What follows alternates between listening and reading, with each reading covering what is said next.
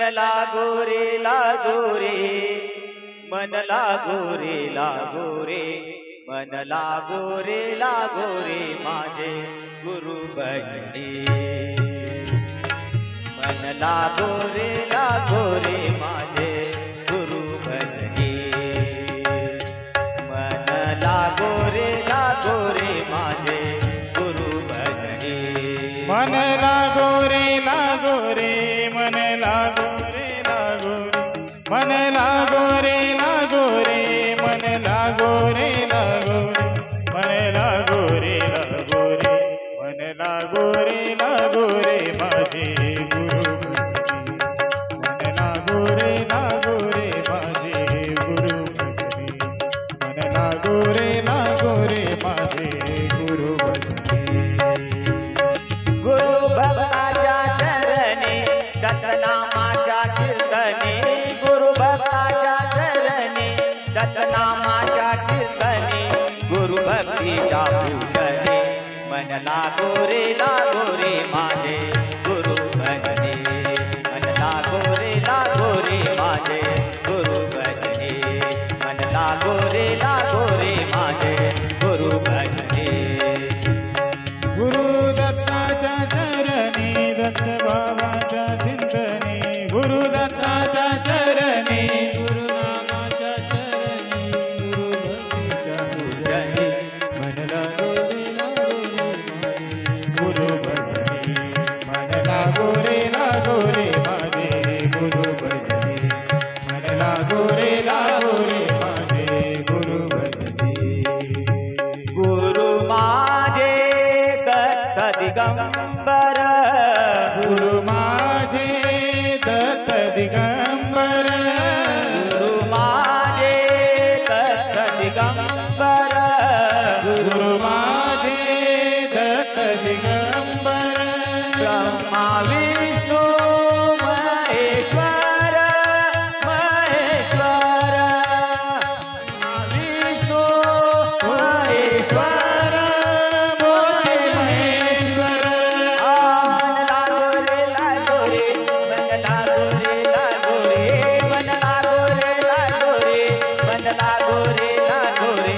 मन लागो रे मन लागो रे माझे गुरु भजने मन लागो रे माझे गुरु भजने मन लागो रे माझे गुरु भजने मन लागो रे मन लागो रे मन लागो रे मन लागो रे मन लागो रे मन लागो रे माझे गुरु भजनी मन लागो रे माझे गुरु भजनी मन लागो रे माझे गुरु भजनी नाम घ्यावे आवडीने नाम घ्यावे आवडीने नाम घ्यावे आवडीने नाम घ्यावे आवडीने पावे पावन गुरु भक्तीने वावे पावन गुरु भक्तीने मन लागो रे मन लागो रे मन लागो रे मन लागो रे मन लागो रे माझे गुरु भजने मन लागो रे माझे गुरु भजने मन लागो रे माझे गुरु भजने लागो रे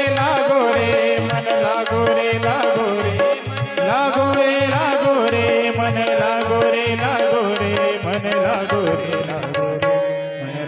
रे मन लागो रे माझे गुरु भजनी मन लागो रे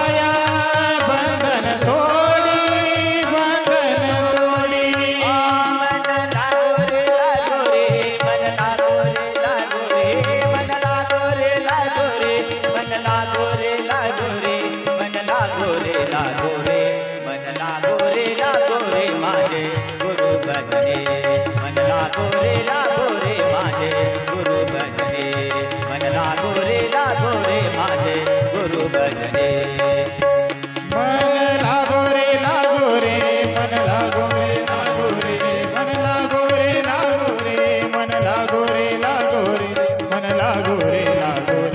मन लागो रे माझे गुरु भजने मन लागो रे माझे गुरु भजने लागो रे माझे गुरु भजने गुरु भजने गुरु भजने।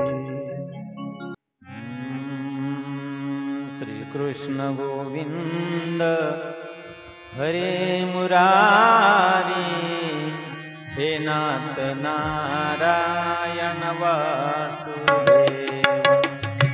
श्री कृष्ण गोविंद हरे मुरारी हे नाथ नारायण वासुदेव।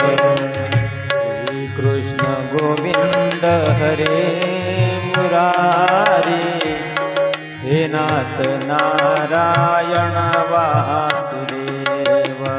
श्री कृष्ण गोविंद हरे मुरारी हे नाथ नारायण वासुदेव। पितुमाता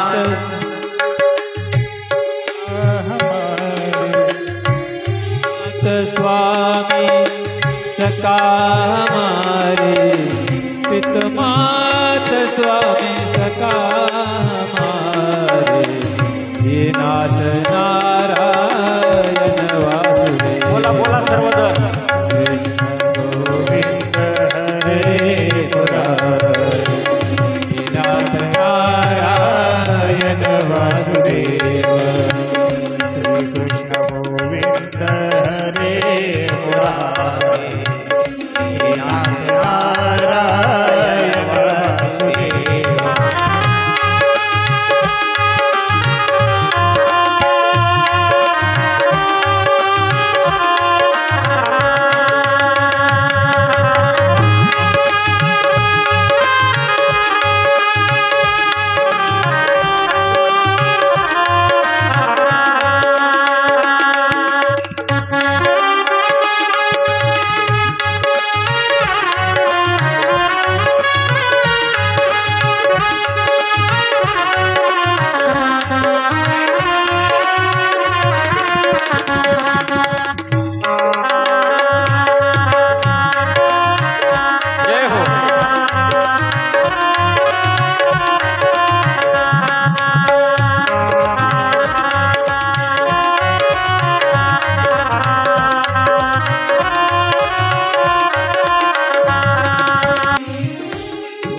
मेरी यह प्रार्थना है, भूलो नहीं नाम कभी तुम्हारा, भूलो नहीं नाम कभी तुम्हारा।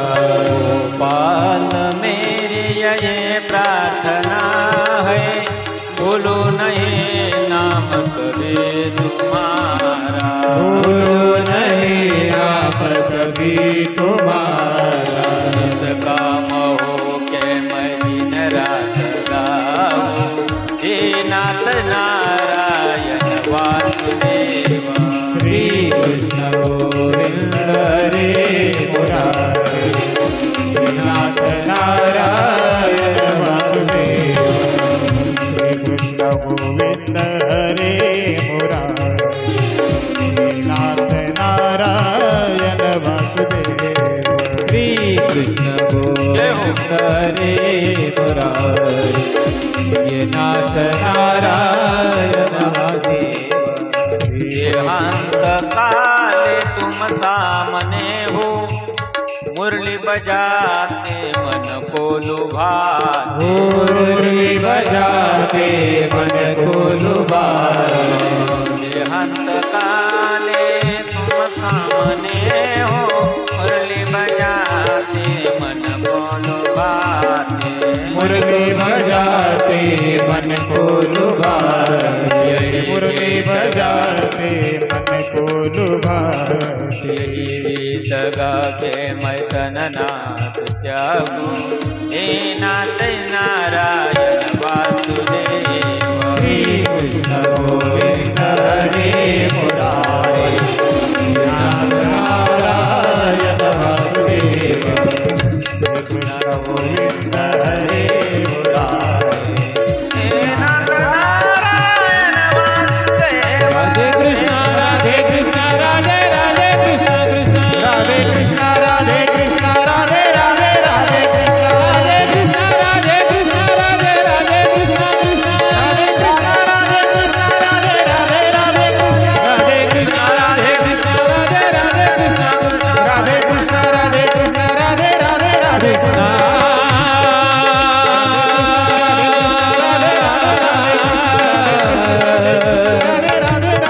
हरे कृष्णा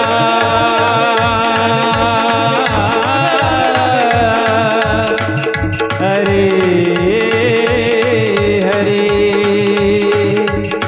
हरे कृष्णा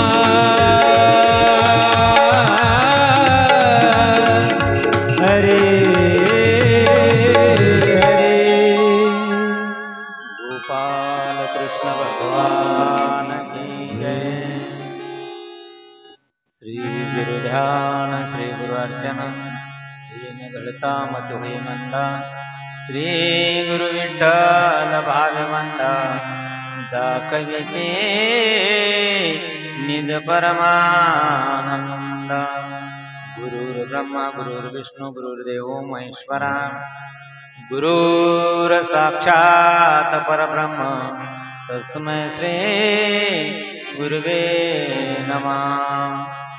ब्रह्मानन्दं परमपदं केवलज्ञानमूर्ति द्वन्द्वातीतं गगनसदृशं तत्समस्यादिलक्ष्यम् एकं नित्यं विमलमचलं सर्वधी साक्षिभूतं भावातीतं त्रिगुणरहितं सद्गुरु तं नमामि।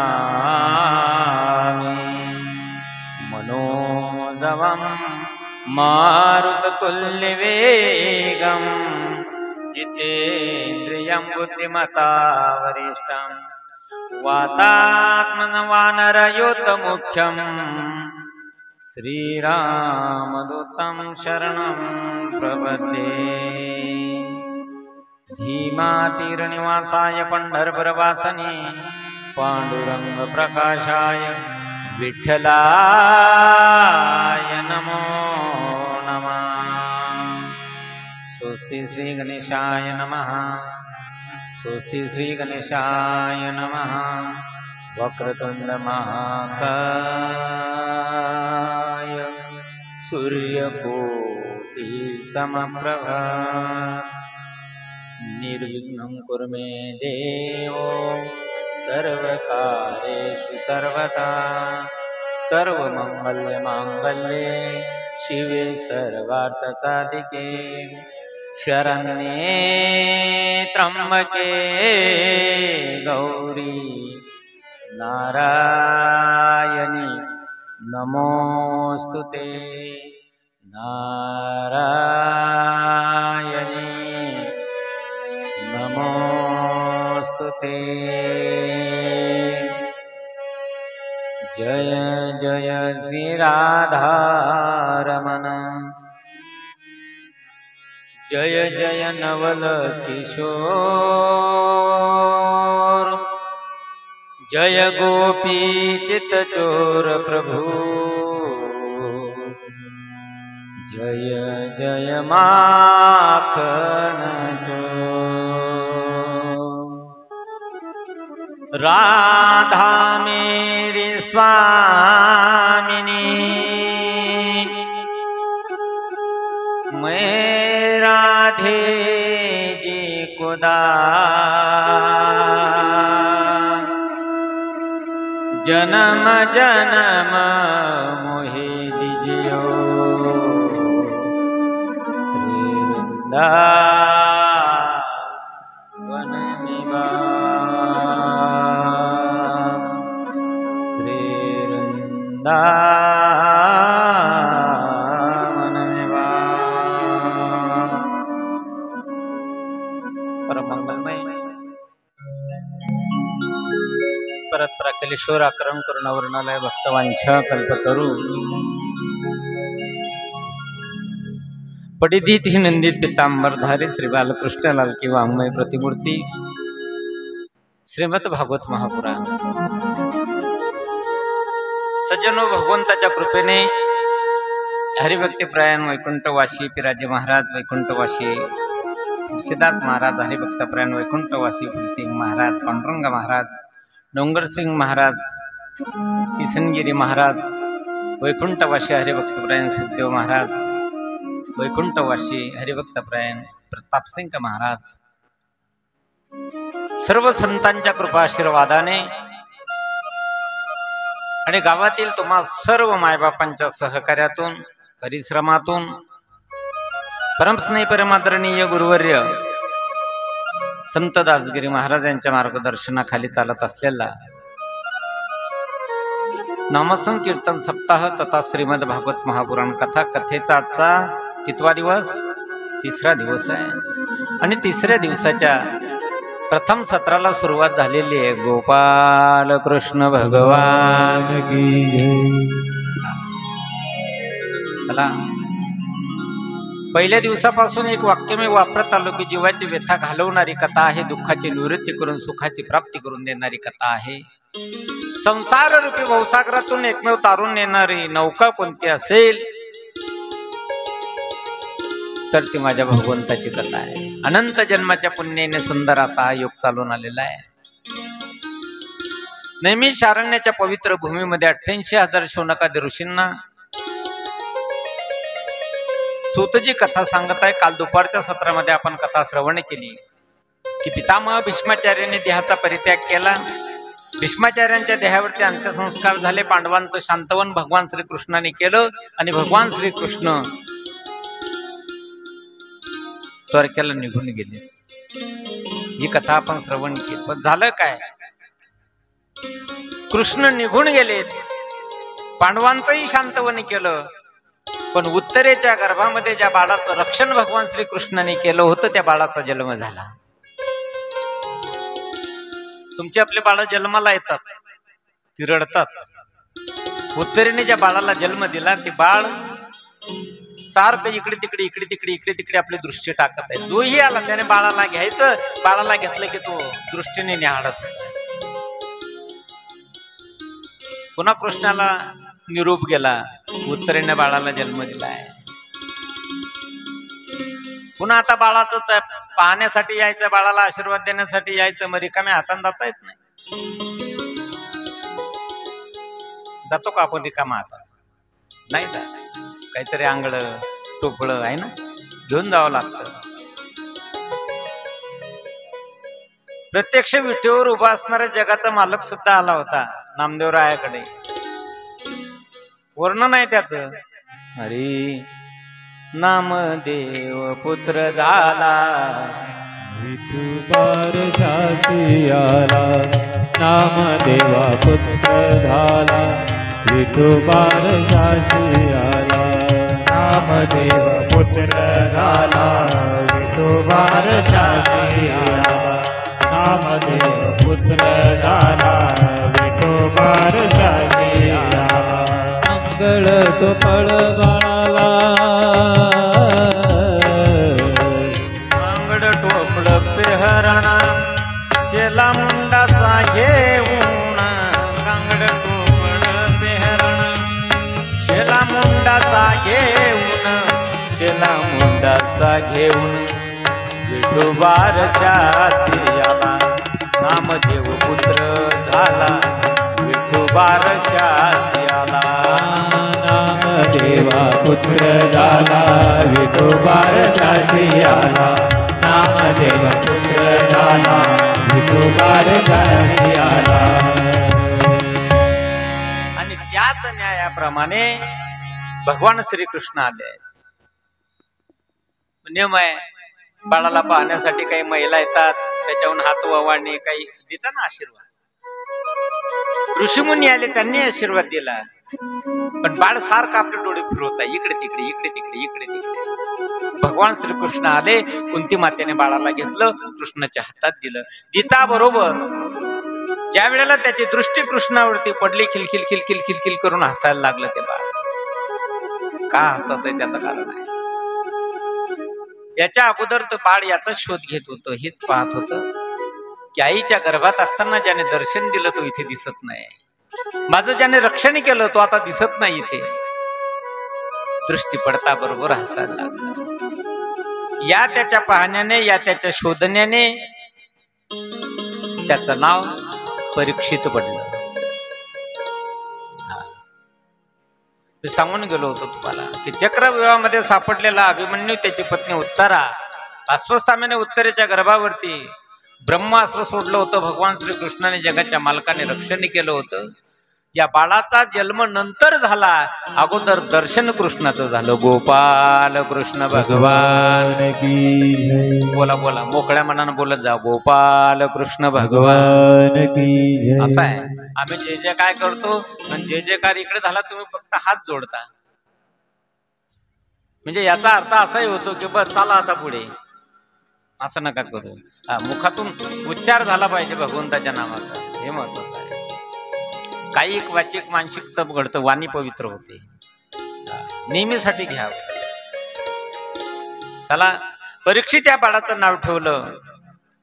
हळूहळू बालपण रांगायला लागला. असं करत करत बाल्यावस्थेतून तारुण्य अवस्था परीक्षिती राजाला प्राप्त झाली. एक दिवस राजा परीक्षितीने ठरवलं, बाहेर कुठेतरी आता फिरायला जायचंय, शोध घ्यायचाय, सुख दुःख लोकांचे जाणून घ्यायची आहे. राजा आहे, पांडववंशी राजा आहे, सामान्य नव्हता. नगर सोडलं, बाहेर फिरण्यासाठी निघाले. खजिन्यात असलेला टोप परीक्षिती राजाने डोक्यात घातलेला आहे. बाहेर आल्यानंतर एक दृश्य त्या राजाने पाहिलं. एक ऋषभ आहे, बैल. तो एका पायावरती उभा आहे आणि गाय त्या बैलाकडे पाहून रडत आहे. तो जो बैल होता तो धर्म होता. धर्माने बैलाचं रूप घेतलेलं आहे आणि पृथ्वीने गायीचं रूप घेतलेलं आहे.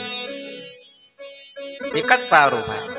गाय रडत आहे. रडत असताना दोघांचा संवाद चालू आहे. त्या ऋषभाने बैलाने सांगितलं, का रडत आहे? तुला असं वाटत असेल माझे 3 पाय तुटले गेलेत, कोणाचं नाव घेणार आहे? हे माझं कर्म आहे आणि जसं कर्म हातून घडलं तशी फळं भोगावे लागणार आहे.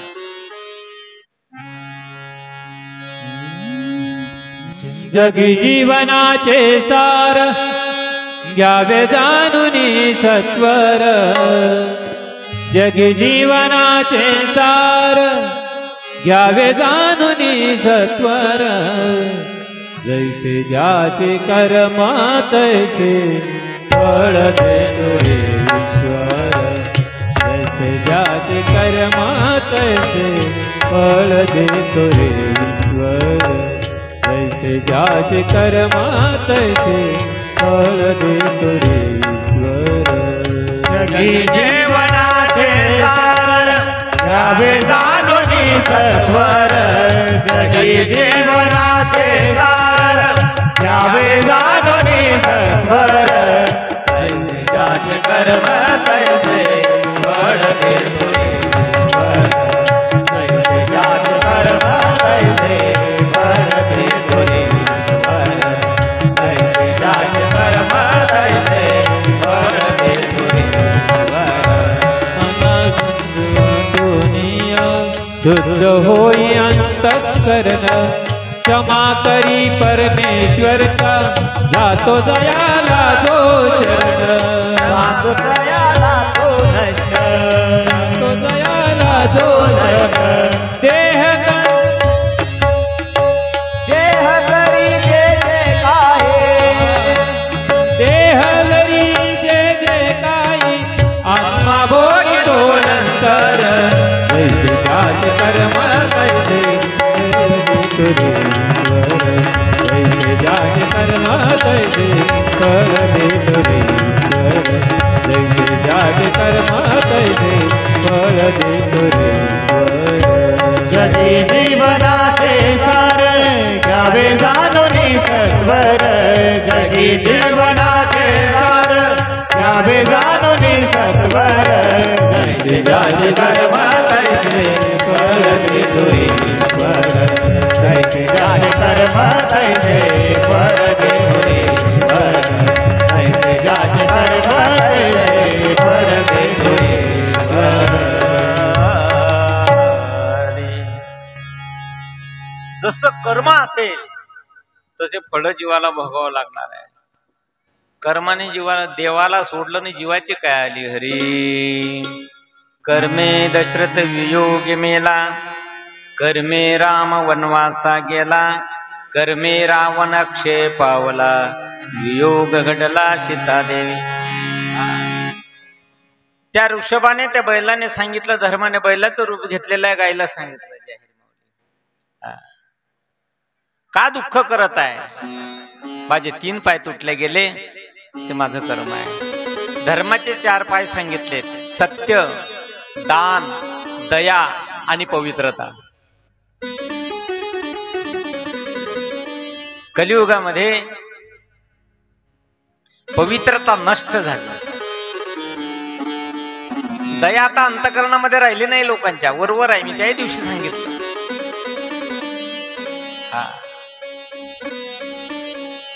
ठीक आहे परमार्थिक जे लोक आहेत दान देण्याची प्रवृत्ती त्यांच्याकडे आहे. पण नामचिंतनाच्या भगवत प्राप्तीच्या दृष्टीने विचार केला तर सत्य तू सत्य तू सत्य तू विठ्ठला. सत्य तेवढा पाय फक्त आता धर्माला राहिलेला आहे. महादेवाच्या मंदिरात जाता तुम्ही नंदीचे किती पाय आत आहे आणि किती बाहेर आहे बरं.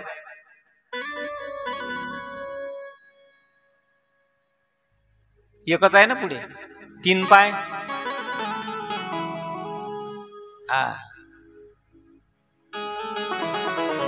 एका पायावर धर्म तेवढा कलियुगामध्ये आता उभा आहे. फक्त दया कुठं आहे. मी तर काली सांगितलं तुम्हाला. पवित्रतेची लोकांना गरज नाही आता काहीच नाही. सत्य तेवढ्या पायावरती उभा आहे. दोघांचा संवाद चालू आहे. पण परीक्षित राजाने दूर उभा असलेल्या राजाने ते ऐकलं. जवळ आला. जय श्री कृष्ण बोला बोला बोला जय श्री कृष्ण जय श्री असं बोलत जा. कथा नाही राहणार तुमच्या डोक्यात. मी राहूही देणार नाही. कारण कथा डोक्यात राहिली की डबल आम्हालाही कोणी सांगणार नाही ना. नामचिंतन करत जा फक्त. त्याच्यासाठीच अट्टहास आहे. आणि विचारलं त्या बैलाला ऋषभाला का रडत आहे. परीक्षित राजाने त्यांनी सांगितलं काय सांगू कोणाचं नाव घेणार आता. राजा हे तर कर्म आहे ना माझं. तुमच्या आपल्या जीवनामध्ये काही एक संकट आलं काही एक दुःख आलं कुठे आपला व्यवहार चुकला असेल तुम्हा आपल्याला दुसऱ्याचा संशय येतो. हे साफ खोट आहे. कशा करता दुसऱ्याकडे बोट दाखवता. काय कारण आहे. कोणाचं नाव कशा करता घेताय. तुमच्या आपल्या कर्माची फळं भोगण्यासाठी तुम्ही आपण आलेलो आहे. अगा कर्मी जीवरावे तैसी सुखी दुःखी फळावेतया ते भोगावया या विधे आहे. हे महत्वाचं आहे. सुख दुःख भोगण्यासाठी या देहाची संगती जीवाने केली. तुम्ही आपण आलो आहे. विनाकारण कोणावर संशय घेऊच नका. मी काली सांगितलं होतं. संशय तुमच्या आपल्या मनात उपजला दुसऱ्याविषयी स्वतःचा नाश होतो. माऊली वर्णन करतात. मी सांगत नाही. मी काली तुम्हाला ओवी सांगितली होती. हरी संशयावनी तूर अनेक पापे नाही घोर विनाशाची वाघोर प्राणी असे. परीक्षित राजाला सांगितलं त्या बैलाने ऋषभाने. कोणाचं नाव सांगणार राजा. परीक्षित राजा म्हटले माझ्या राज्यात तू असताना कोणी यावं तुझे पाय तोडावे म्हणे. नाही नाही दुसऱ्याचं नाव घेऊच नका. ही माझं कर्म आहे. जीवाच्या आतून अज्ञानपणात ज्ञानपणात जसं कर्म घडलं तसं त्याला भोगावंच लागतं. सुटकाच नाही. जीव असेल देव असेल नाही सुटत कर्म. उपजले मेले ऐसे कीर्ती उपजले मेले ऐसे कीर्ती उपजले मेले ऐसे कीर्ती उपजले मेले केले कर्म झाले त्याची भोगावे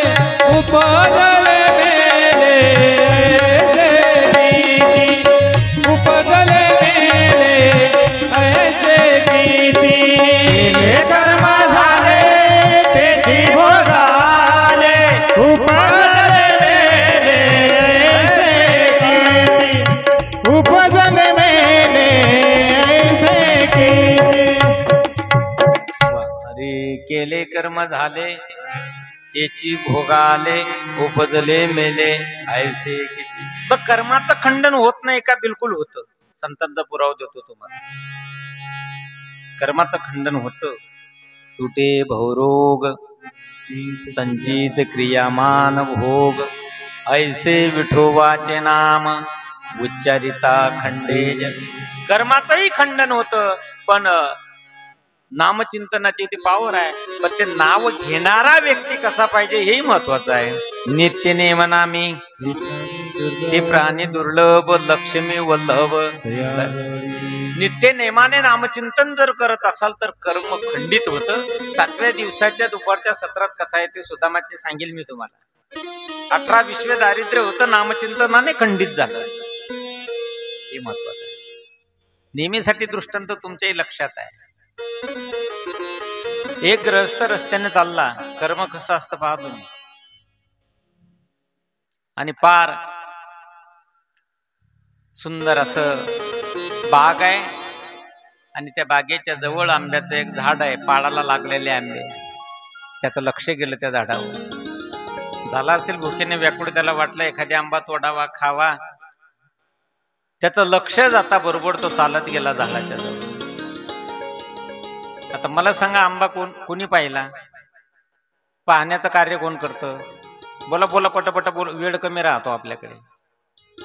पाहतो कशाने आपण? हा मग असं बोललं पाहिजे. नाराज लोक बसून माणसानं कथा कीर्तना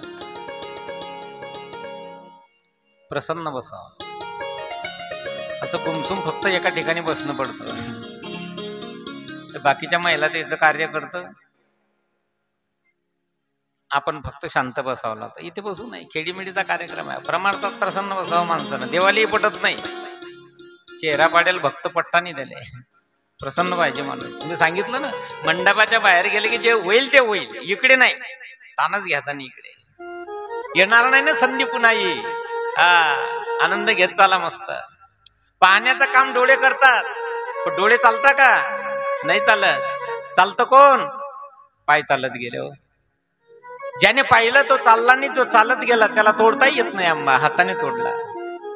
पण हाताने तोडला त्याला काय उपयोग आहे? त्या हाताला तो आंबा तोंडाने खाल्ला गेला. आणि तोंडाने खाल्ला, तोंडात राहिला का बघतो? तो पोटात गेला.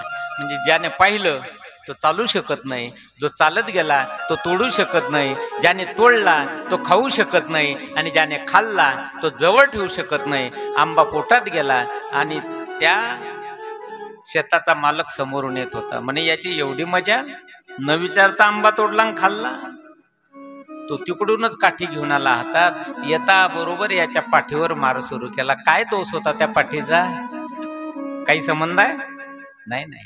कारण पाहिला डोळ्याने, चालत गेले, पाय तोडला, हाताने खाल्ला, तोंडाने गेला पोटात, मार पाठीवर बसला. पण ज्या वेळेला पाठीला मार सुरू झाला, पाणी कुठून आलं? रडायला लागला तो. पाहिला कोणी होता? डोळ्याने. कर्माने कोणालाही सोडलं नाही. सामान्य जीवाची काय घेऊन बसले? मी आधीच पुरावा दिला. जो बोएगा वही पाएगा, जो बोएगा वही पाएगा, तेरा किया आगे आएगा, सुख दुख है का फल होगा, ऐसी करनी वैसी भरनी, करनी वैसी करनी, वैसी भरनी, करनी वैसी भरनी, वैसी करनी वैसी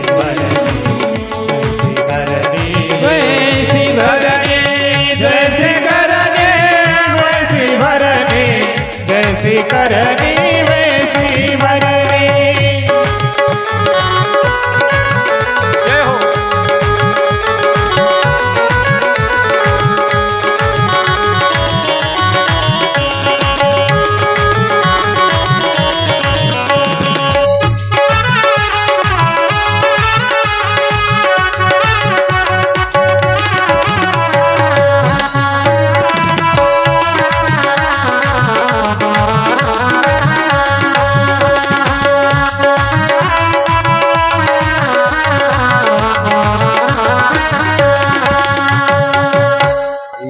गोपाल कृष्ण भगवान. जशी करणी असेल तसं भरावं लागेल. परीक्षित राजाने त्या ठिकाणी ऋषभाचं बैलाचं शांतपणे केलं. पुढे मार्गक्रमण करायला लागला.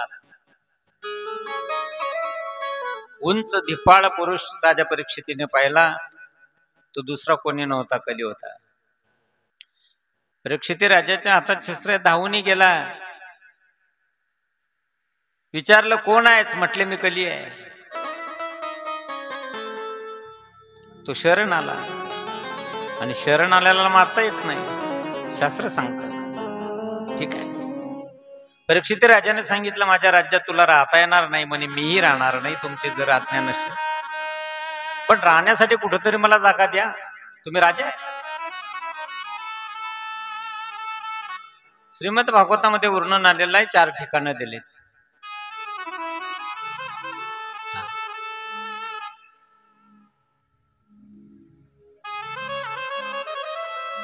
जुवा, त्याला आपल्या भाषेत काय म्हणतो आपण? शराब, हिंसा आणि परश्रीगमन 4 ठिकाणे दिलेत. जे 4 गोष्टी जिथे आहेत तिथं कली आहे. लोक आताही म्हणतात थोडस काय झालं की कलियुग आहे असंच चालेल. नाही नाही, कसं काय चालेल असं? तुम्ही एक बाजू विचार करतात, बोलून मोकळं होतो माणूस. पण कलियुग युगामध्ये उद्धारून जाण्यासाठी संतांनी तुमच्या आपल्यासाठी खूप मोठं सोपं साधन करून ठेवलं आहे. अट्टास करण्याची गरजच नाही. आणि ते असं आहे का काहींना अधिकार आहे काहींना नाही? नाही नाही, सर्वांना अधिकार आहे. कलियुगी उद्धार हरिच्या नामे, कलियुगी उद्धार हरिच्या नामे, कलियुगी उद्धार हरिच्या नामे, कलियुगी उद्धार हरिच्या नामे, कलियुगी उद्धार. सकळांची येथे आहे अधिकार, सकळांची येथे आहे अधिकार, कलियुगी उद्धार हरिच्या नामे, कलियुगी उद्धार हरिच्या नामे. सकळासी येथे आहे अधिकार, सकळासी येथे आहे अधिकार, कलियुगी उद्धार हरिच्या नामे, कलियुगी उद्धार हरिच्या नामे, कलियुगी उद्धार हरिच्या नामे. एवढं सोपं साधन सांगितलं. सकळासी येते आहे अधिकार. काही निवड झाली का लोकांची? नाही, सर्वांना अधिकार आहे. कलियुगी उद्धार हरीच्या नामे. एवढं सोपं आहे. तरी लोक म्हणतात नाही नाही कलियुग आहे असंच चालणार आहे. कसं चालेल? एक बाजू बोलू मोकळे होतो आम्ही. 4 गोष्टी परीक्षित राजाने दिल्यात. जुवा, शराब, हिंसा, परश्रीगमन. या ठिकाणी कली आहे. परीक्षित राजाने त्या ठिकाणी 4 ठिकाणं त्या कलीला देता बरोबर त्याने विचार करला, याच्यातलं एकही ठिकाण जर राजाच्या जवळ नाही आपल्याला राहता येणार नाही. राजा जुवा खेळेल? नाही नाही, पांडववंशी राजा आहे. राजा शराब पिऊ शकत नाही, हिंसा करू शकत नाही, परश्रीगमनाचा संबंधच नाही. पुन्हा त्याने आणखी म्हटलं, विनंती केली, आणखी द्या ना एक जागा. परीक्षित राजाने सांगितलं दिलं ना 4 ठिकाणं जा. आता म्हणजे नाही नाही द्या आणखी एक. कधी काळी एखाद्या व्यक्तीने जास्त हट्ट धरला आपण देऊन मोकळं होतो. चल घे बाबा धक. परीक्षित राजाने सहज सांगितलं जा, सुवर्णात तुझा वास राहील. सोन्यात कसं शक्य आहे? शौनकादी ऋषीने प्रश्न केला, काय सांगतात तुम्ही? भगवंत विभूती सांगत असताना सांगतात वृक्षा माझी पिंपळ मी, मासा माझी मार्गशीर्ष मी, धातू माझी सुवर्ण मी. मग सोन्यात जर देव आहे कली जाईल कसा? आणि परीक्षित राजाने सांगितले की सोन्यात तुझा वास राहील. सूतजींनी शौनकादी ऋषींचं शांतवणी केलं. बरोबर आहे, परीक्षित राजाने ठिकाण दिलं तेही सत्य आहे. पण ऐका पुढं, इमानदारीने कमवलेलं जे सोनं आहे त्याच्यात भगवंत आहे, आणि बेमानीने कमवलेलं जे सुवर्ण आहे त्याच्यात कली आहे. गोपाल कृष्ण भगवान की जय. सोन्यात तुझा वास राहील म्हणता बरोबर राजा परीक्षितीच्या डोक्यामध्ये राजमुकुट होता, त्याला बारीक मणी होती सुवर्णाची. सूक्ष्म रूप घेतलं कलीने, मुकुटामध्ये प्रवेश केला. पुन्हा शंका निर्माण होते. पांडववंशी राजा आहे, पांडव तर सत्तेच्या मार्गावर चालणारे आहेत. अभिमन्यूचा पुत्र, उत्तरेचा पुत्र राजा परीक्षित, आणि तुम्ही आताच सांगून गेले की बेमानीने कमवलेल्या सोन्यामध्ये त्या ठिकाणी सुवर्णामध्ये कली राहील, आणि राजाच्या डोक्यात असणाऱ्या टोपात कलीने प्रवेश केला. सत्यवादी आहे पांडव. तो टोप पांडवांचा नव्हताच. कदाचित पांडवांचा असता तर कलीने प्रवेश केला नसता. तो जरासंधाचा टोप होता. भीमदादाने जरासंधाचा वध केला आणि तो राजमुकुट आपल्या खजिन्यात आणून ठेवलेला होता. कलीने प्रवेश केला. काही अंतर राजा पुढे चालत गेले. चला, आश्रम आहे क्षमिक ऋषीचा. आश्रम कोणाला म्हणावा? जिथे गेल्यानंतर जीवाचा श्रम जातो त्याला आश्रम म्हणतात. क्षमिक ऋषी ध्यानस्थ आहे, डोळे बंद आहे. सांगून जाईल तुम्हाला, जो आतमध्ये धावतो त्याला बाहेर जगाशी काही संबंध नाही. डोळे बंद आहे. परीक्षित राजाने आश्रमामध्ये प्रवेश केला आणि बोलायला सुरुवात केली. आता नियम आहे, आश्रमात प्रवेश करता बरोबर परीक्षित राजाच्या मुखातून शब्द निघाले, जय श्री कृष्ण. बोला बोला बोला, बोलत जा. आता ध्यान ठेवा, मी परत सांगणार नाही. जय श्री कृष्ण, धन्यवाद असं बोललं पाहिजे. मला सांगा, राजा परीक्षितीने जरी जय श्री कृष्ण म्हटलं, पण क्षमिक ऋषीचे डोळे बंद आहे. आतमध्ये धावताय, ते बाहेरच्या जगाशी काय संबंध आहे? आता कली बोलायला लागला. अगोदर तर म्हटले असेल, काही फराळाला मिळेल का, जेवणाला मिळेल का, तहानेने व्याकुळ झालो, आहे का आपल्या आश्रमात पाणी जेवणाची व्यवस्था? ते बोलले नाहीत म्हणून कली बोलायला लागला. आता ढोंगी बाबा दिसतो म्हणे, हा पाखंडी दिसतो. आणि वर्णन येतं, हातामध्ये धनुष्य होतच. त्या आश्रमामध्ये क्षमिक ऋषीशी संवाद साधता आला नाही, ते बोलले नाहीत म्हणून सर्प उचलला आणि मेलेला सर्प क्षमिक ऋषीच्या गळ्यात टाकला. राजाची गलती झाली. पुन्हा संशय निर्माण होतो, आश्रम कोणाचा आहे? ऋषीचा आहे. आणि ऋषीच्या आश्रमामध्ये मेलेला सर्प कोण मारणार? इकडे तर वर्णन आहे, चित्त शुद्ध तरी शत्रु मित्र होती, व्याघ्रहीन खाती सर्पतया, व्याघ्रहीन खाती सर्पतया, व्याघ्रहीन खाती सर्पतया, व्याघ्रहीन खाती सर्पतया, व्याघ्रहीन खाती. चित्त शुद्ध तरी शत्रु मित्र होती, व्याघ्रहीन खाती. गाय आणि व्याघ्र ऋषींच्या आश्रमात एकत्र आहे. कारण चित्त कसा आहे? शुद्ध आहे. सर्प मेलेला कसा? शंका निर्माणच होते ना. पण वर्णन येते एकीकडे, काही ठिकाणी सर्प मेलेला न होताच मेलेल्याचं रूप घेतलं होतं. हा दुसरा कोणी नव्हता. ज्या वेळेला अर्जुनाच्या बाणाने खंडनवन झाडलं गेलं, या तक्षकाचं कुटुंब जळून भस्म झालं होतं. त्या दिवसापासून सारखा शोध घेत होता हा पांडव वंशात बदला घेण्यासाठी. याने तर युद्धाच्या वेळेस कर्णालाही सांगितलं होतं, तुझ्या बाणावर बसवू दे बाणाच्या टोकावर. कर्ण म्हटले, माझा मी समर्थ आहे, तुझी गरजच नाही. आज संधी सापडली याला. क्षमिक ऋषीच्या गड्यात सर्प टाकला. राजा परीक्षित निघून गेला. क्षमिक ऋषीचा पुत्र आहे, त्याचं नाव आहे शृंगी. स्नान करण्यासाठी गंगेवर गेला असेल, काही पोरं धावपर कळत गेला, आवाज दिला, शृंगी. बाबा ध्यानस्थ होते समाधी अवस्थेमध्ये असताना. कोणीतरी एका राजाने, त्यांना नाव माहित आहे का? नाही. फक्त राजाचा गणवेश आहे, राजवस्त्र अंगावर आहे, राजमुकुट आहे. कोणीतरी एका राजाने बाबांच्या गड्यात मेलेला सर्प टाकला. ऋषीपुत्र होता तो, सामान्य नव्हता. साधना होती जीवनामध्ये. जिथे स्नान करत होता त्याचं गंगेचं पाणी हातात घेतलं. क्षमिक ऋषीचा पुत्र शृंगी त्याने संकल्प केला की ज्या कोणी राजाने, त्यालाही नाव माहित नाही, ज्या कोणी राजाने माझ्या बाबांच्या गड्यामध्ये सर्प टाकला असेल, आजच्या 7व्या दिवशी तक्षक दंश करून त्यांना मृत्यू देईल, तोच तक्षक दंश करणार. इकडे तर परीक्षित राजा आश्रमातून परत आले. राजमुकुट डोक्यातला काढला, खजिन्यात ठेवला आणि सद्बुद्धी सुचली, विचार करायला लागले. अक्षरशः डोळ्यात पाणी आलं. काय केलं आपण? अरे आतापर्यंत आपल्या पूर्वजांमध्ये कोणी गलती केली नाही, ती गलती आपणही केली. ऋषीचा अपमान केला.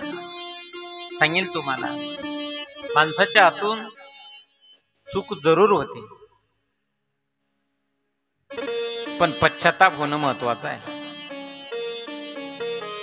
कारण मनाखंत वाटून ज्याचे शुद्ध होई अंतकरण, क्षमा करी परमेश्वर त्या गातो तया लागो शरण. आधीच महाराजांनी पुरावा दिला. पण हे तेवढं सत्य आहे, बार बार चुका करायच्या आणि फक्त पश्चाताप करायचा काही अर्थ नाही. दिवसभर चुकाच करत राहाल, पश्चातापच करसाल, त्याचा अर्थ नाही. नकळत तुमच्या आपल्या हातून गलत झालं, चुकी झाली, त्याचा पश्चाताप करत असेल तर प्रत्यक्ष जगाचा मालकही आपल्याला माफ करेल.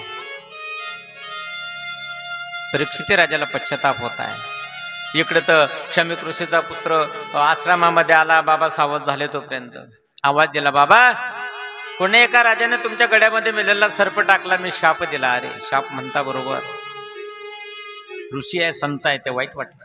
बेटा काय शाप दिला असतो?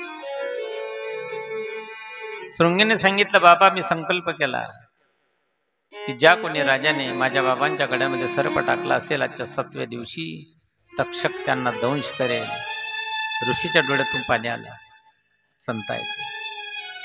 ठीक आहे, प्रतिज्ञा तुझी आहे, ऋषीपुत्राची प्रतिज्ञा आहे, शब्द मागे घेता येणार नाही. मात्र राजा परीक्षितीला सावध केलं पाहिजे. गौरमुख नावाच्या शिष्याला सांगितलं. तो परीक्षित राजाकडे आलेला आहे. येता बरोबर राजाच्या सन्मुख आहे. त्याने आवाज दिला, जय श्री कृष्ण. धन्यवाद. विचारलं राजा परीक्षितीने, कोण आपण? शिष्य आहे क्षमिक ऋषीचा, त्यांनी पाठवलं. भाग्य आहे आमचं, आलो तुम्ही या. गौरमुख नावाच्या शिष्याने सांगितलं, ऋषीपुत्र जो आहे शृंगी, याने तुम्हाला शाप दिला, आजच्या 7व्या दिवशी तक्षक येणार आहे. वाईट वाटायला पाहिजे ना ऐकता बरोबर का नको?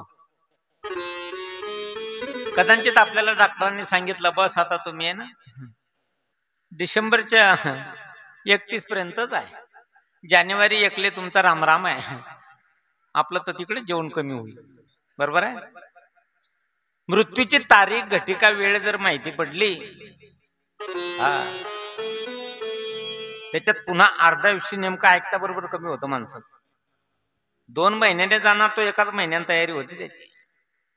कारण जगाच्या पाठीवर मृत्यू सत्य आहे, पण सर्वांना भय मात्र त्याच आहे. इथे त्रिकाल सत्य आहे, त्याचा जन्म झाला त्याला जावं लागणार आहे. इथे नाही उरवाले अवतार येर ते पामर जीव किती. परीक्षिती राजाने स्मित हास्य केला, आनंद झाला चेहऱ्यावर, आनंद उमटला. गौरमुख नावाच्या शिष्याने प्रश्न केला, का 7व्या दिवशी तक्षक येणार आहे, दंश करणार आहे, तरी तुम्ही प्रसन्न आहेत, कारण काय? परीक्षित राजाने सांगितलं, 7व्या दिवशी येणार ना, मग 6 दिवस हातात आहे.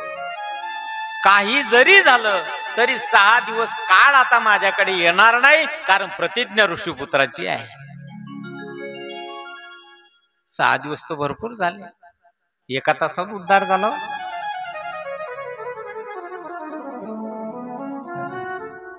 अरे 1 तास उरला, 1 तासात. जर 1 तासात उद्धार होतो, 6 दिवस राजा परीक्षितीकडे आहे. बास मनाशी ठरवलं, आता मात्र घर सोडायचं आहे, महाल सोडायचा आहे. उरलेले 6 दिवस नामचिंतनात घालायचे. कथा तुमच्या आपल्यासाठी आहे. जीव हा परीक्षित आहे. तुमचा आपला जन्म 7 दिवसात झाला, तुमचा आपला मृत्यू 7 दिवसात होणार आहे. तक्षक हा काळ आहे, तुमची आपली वेळ ठरलेली आहे. तुम्ही आपण कितीही चतुराई केली तरी मात्र काळाच्या जबड्यातून तुमची आपली सुटका नाहीच. हे महत्वाचं आहे. जर तर त्या गोष्टी आपण म्हणतो तिकडून गेला नसता, असं झालं नसतं, 3 जण गाडीवर नसते, ही घटना घडलीच नसती. ते होणार आहे, जे होणार आहे ते होणार आहे, जे होणार नाही ते कधीच होणार नाही. त्याच्यासाठी आहे ते दिवस, आहे तो वेळ. आपल्या संसाराची जबाबदारी सांभाळत असताना जगाच्या मालकाचं नामचिंतन करत चला. त्याच्यात फायदा एकच होईल, आलेल्या संकटाला सामोरे जाण्याची एनर्जी तयार होईल तुमच्या आपल्यात. हे महत्वाचं आहे. आता दुःख आल्यावर तर उद्वेग होईलच ना, कारण आपण तेवढ्या पदापर्यंत थोडं पोहोचलो आहे. गृहस्थ आश्रमी लोक आहे आपण. आपल्याला सर्व आनंदाचे निरोप, आनंदाच्या बातम्या ह्या ऐकण्याची सराव आहे. बरोबर आहे.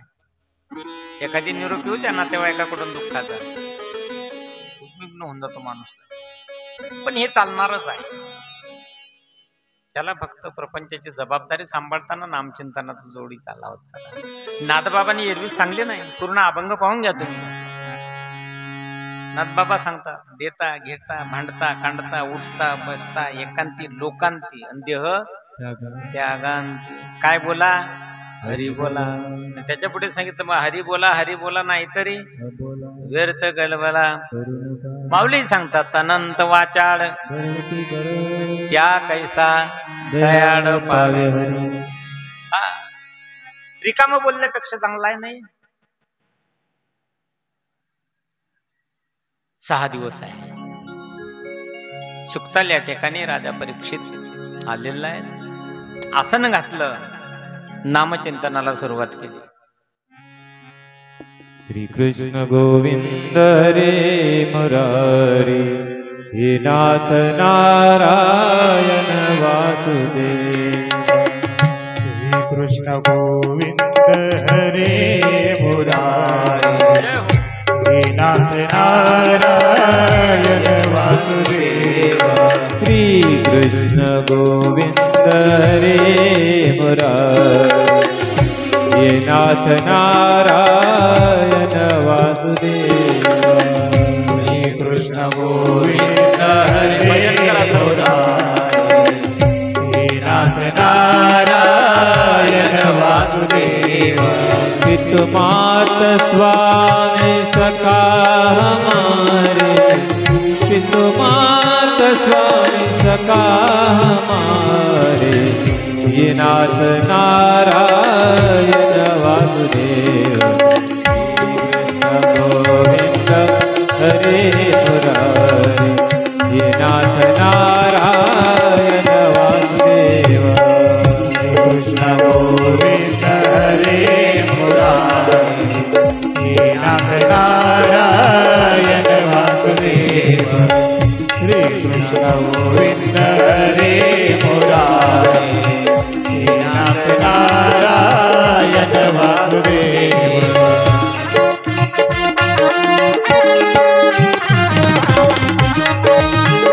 जय श्री राधे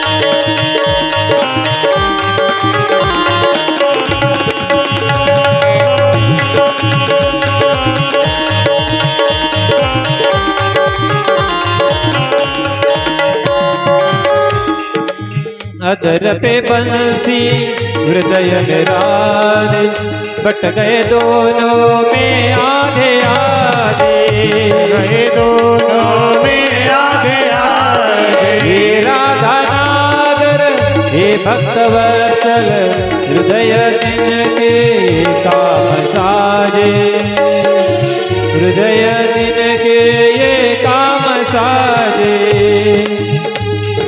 वही गए वही गए, वही गए जा गए पुकारे, नाथ नारायण वासुदेव, श्री कृष्ण गोविंद हरे मुरारी, नाथ नारायण वासुदेव। राधे कृष्ण राधे कृष्ण राधे राधे कृष्ण कृष्ण राधे कृष्ण राधे राधे राधे, राधे कृष्ण राधे कृष्ण राधे राधे कृष्ण कृष्ण राधे कृष्ण राधे राधे राधे कृष्ण, राधे कृष्ण राधे कृष्ण राधे राधे कृष्ण कृष्ण राधे कृष्ण राधे राधे कृष्ण।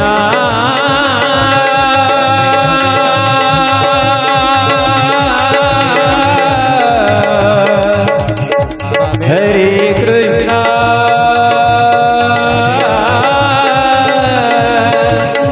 हरे हरे, हरे कृष्णा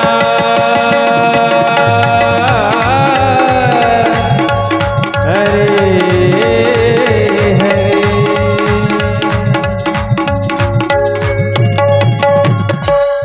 गोपाल कृष्ण गंगेच्या तीरावरती बसलेल्या आहेत. शुकताल या ठिकाणी आसन घातलं, कृष्ण चरणाचं ध्यान करत आहे. काही ऋषींना संतांना माहित पडलं, तेही त्या ठिकाणी आले परीक्षित राजाच्या जवळ. अत्रि, वशिष्ठ, चवन, भरद्वाज, भृगु, अंगिरा, पराशर, विश्वामित्र सर्व ऋषी आले. याच्याबरोबर त्यांनी परीक्षित राजाच्या जवळ आलेत. परीक्षित राजाने दर्शन घेतलं.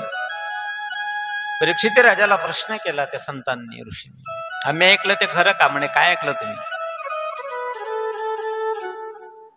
क्षमिक ऋषीचा पुत्र शृंगी त्याने तुम्हाला शाप दिला की 7व्या दिवशी तक्षक येणार आहे. म्हणे तो शाप नाही, तो शाप आहे.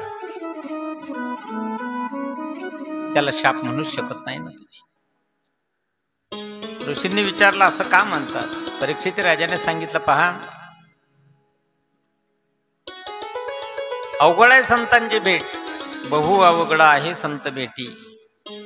तरी या जगजेठी कृपा केली, करुणा केली. एवढी अवघड आहे किती? अरे माऊली वर्णन करतात, चंद्रगामृत सुके सेवविला, चंद्रामृत सुखे सेवविला, तारवी धरविल, तारवी धरविल, बाह्य हेडा सागर तरविल, बाहेरा सागर तरविल, पर्या साधूचे भेटे न होईल गा, ऐसे कैसे आने विकटी के साधु, ऐसे कैसे आने विकटी के साधु, पर्या साधूचे भेटे न होईल गा, ऐसे कैसे आने भेटतील साधू, ऐसे कैसे आने भेटतील साधू. गोपाल कृष्ण भगवान की जय. चंद्रकामृत सुखे सेववेल, चंद्रामृत प्राप्त करता येईल. असता दाता रवी धरवेल, बाह्य येळा सागर तरवेल. तरले ना सावरकर का नाही? या गोष्टी अशक्य गोष्टी शक्य होतील, पण साधूची भेट सहज जीवनात होत नाही. आणि तुम्ही एक नाही, असंख्यानं सर्व ऋषी माझ्या जवळ आले. याला शाप कसा म्हणाल तुम्ही? आलेत ना तुम्ही, माझी विनंती आहे. माझा एक प्रश्न आहे तुम्हाला. राजा परीक्षितीने सांगितलं, लवकर मरणाऱ्याच्या मुक्तीचा उपाय कोणता आहे तो सांगा. कारण 7व्या दिवशी तक्षक येणार आहे. सर्वांनी आपापल्या विचाराने डोकं लावून पाहिलं, पण जमलं नाही ते. हा, कोणता उपाय सांगायचा? लवकर मरणाऱ्याच्या मुक्तीचा उपाय म्हणजे लवकर म्हणजे आताही श्वास बंद पडू शकतो ना, एवढं लवकर आहे. काय उपाय सांगा? शक्तीचे पाठ करायचे असले तरी 9 दिवस लागतील नवरात्राचे, बरोबर आहे. प्रश्न तुमच्या आपल्यासाठी आहे. सर्वांनाच लवकर जायचं आहे. लवकर जायचं आहे त्याचा अर्थ हा आहे तुमची आपली तारीख, वेळ, दिवस डिक्लेअर नाही. कोणत्या क्षणाला तुमचा आपला श्वास बंद पडेल सांगता येत नाही. सर्व संतांनी विचार केला, राजा परीक्षितच्या प्रश्नाचं उत्तर देता आलं नाही. पण इकडे 12 वर्ष आईच्या उदरामध्ये असणारे भगवान शुकदेव ध्यानस्थ अवस्थेत असताना त्यांचं मन त्यांना धक्के मारत होतं. चला परीक्षितीकडे. सारखं मन धक्का मारत असताना ते सावध झाले. हातात कमंडलू घेतलं, दिगंबर अवस्था आहे. राजा परीक्षितीच्या जवळ आले. सर्वांनी दर्शन घेतलं. संतांनी सांगितलं, जो प्रश्न आम्हाला विचारला तो आता गुरुदेवांना विचारा, भगवान शुकदेवांना. भगवान शुकदेवांच्या जीवनामध्ये नियम होता, गाईचं दूध काढायला जेवढा वेळ लागेल तेवढाच वेळ ते एक जागी थांबायचे. किती वेळ लागतो गाईचं दूध काढायला? गावरान गाईचं, जर्सीचा विचार करू नका. ते जर्सी कुठल्या हिशोबातच नाही. ते 5 ते 7 मिनिट लागतात. आता गावरान गाई तशा राहिल्या नाही. आणि त्या दूध देत नाही, बरोबर आहे. लोकांनी ते आता सांभाळण्या कमी केल्या. काही ठराविक लोकांकडे आहे. 5 ते 7 मिनिट गाईचं दूध काढायला वेळ लागतो. एवढाच वेळ भगवान शुकदेव एका जागी थांबत होते. प्रश्न केला परीक्षिती राजाने. संतांनी सांगितलं, जे आम्हाला प्रश्न केला तो करा. हात जोडले, सांगितलं आमचं बाकी आहे, तुम्ही आले. माझा एक प्रश्न आहे तुम्हाला, लवकर मरणाऱ्याच्या मुक्तीचा उपाय कोणता आहे तो सांगा. या एकाच प्रश्नाने 5 ते 7 मिनिटं एक जागी थांबणारे भगवान शुकदेव 7 दिवस व्यासपीठावरती विराजमान झाले. प्रश्न एकच होता, पण प्रश्न जनकल्याणाचा होता, स्वतःचा प्रश्न नव्हताच. कारण संतांची भूमिकाच ती आहे. संतांचा अवतार त्याच्यासाठीच आहे. कशासाठी?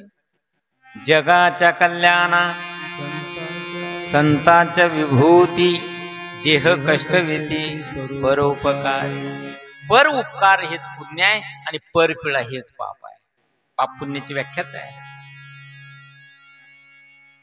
भृगु, अंगिरा, पराशर, विश्वामित्र, परशुराम, भरद्वाज, च्यवन, वशिष्ठ, अत्री या ऋषींना ज्या प्रश्नाचं उत्तर देता आलं नाही त्यांनी सांगितलं, विचारा भगवान शुकदेवांना. राजा परीक्षितीने सहज प्रश्न केला, कायमी उद्धार पावे, काय कृपा करील नारायण, ऐसे तुम्ही सांगा संत जन,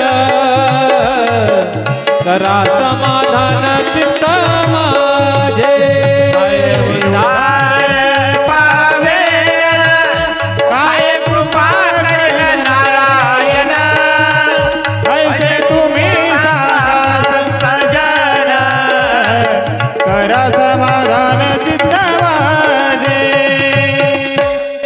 जिज्ञासू वृत्ती म्हणतात. संत भेटल्यानंतर हेच विचारा, प्रपंचाविषयी संसाराविषयीच विचारूच नका. प्रश्न केला राजा परीक्षितीने, काय मी उद्धार पाविना, मला सांगा लवकर मरणाऱ्याच्या मुक्तीचा उपाय कोणता आहे.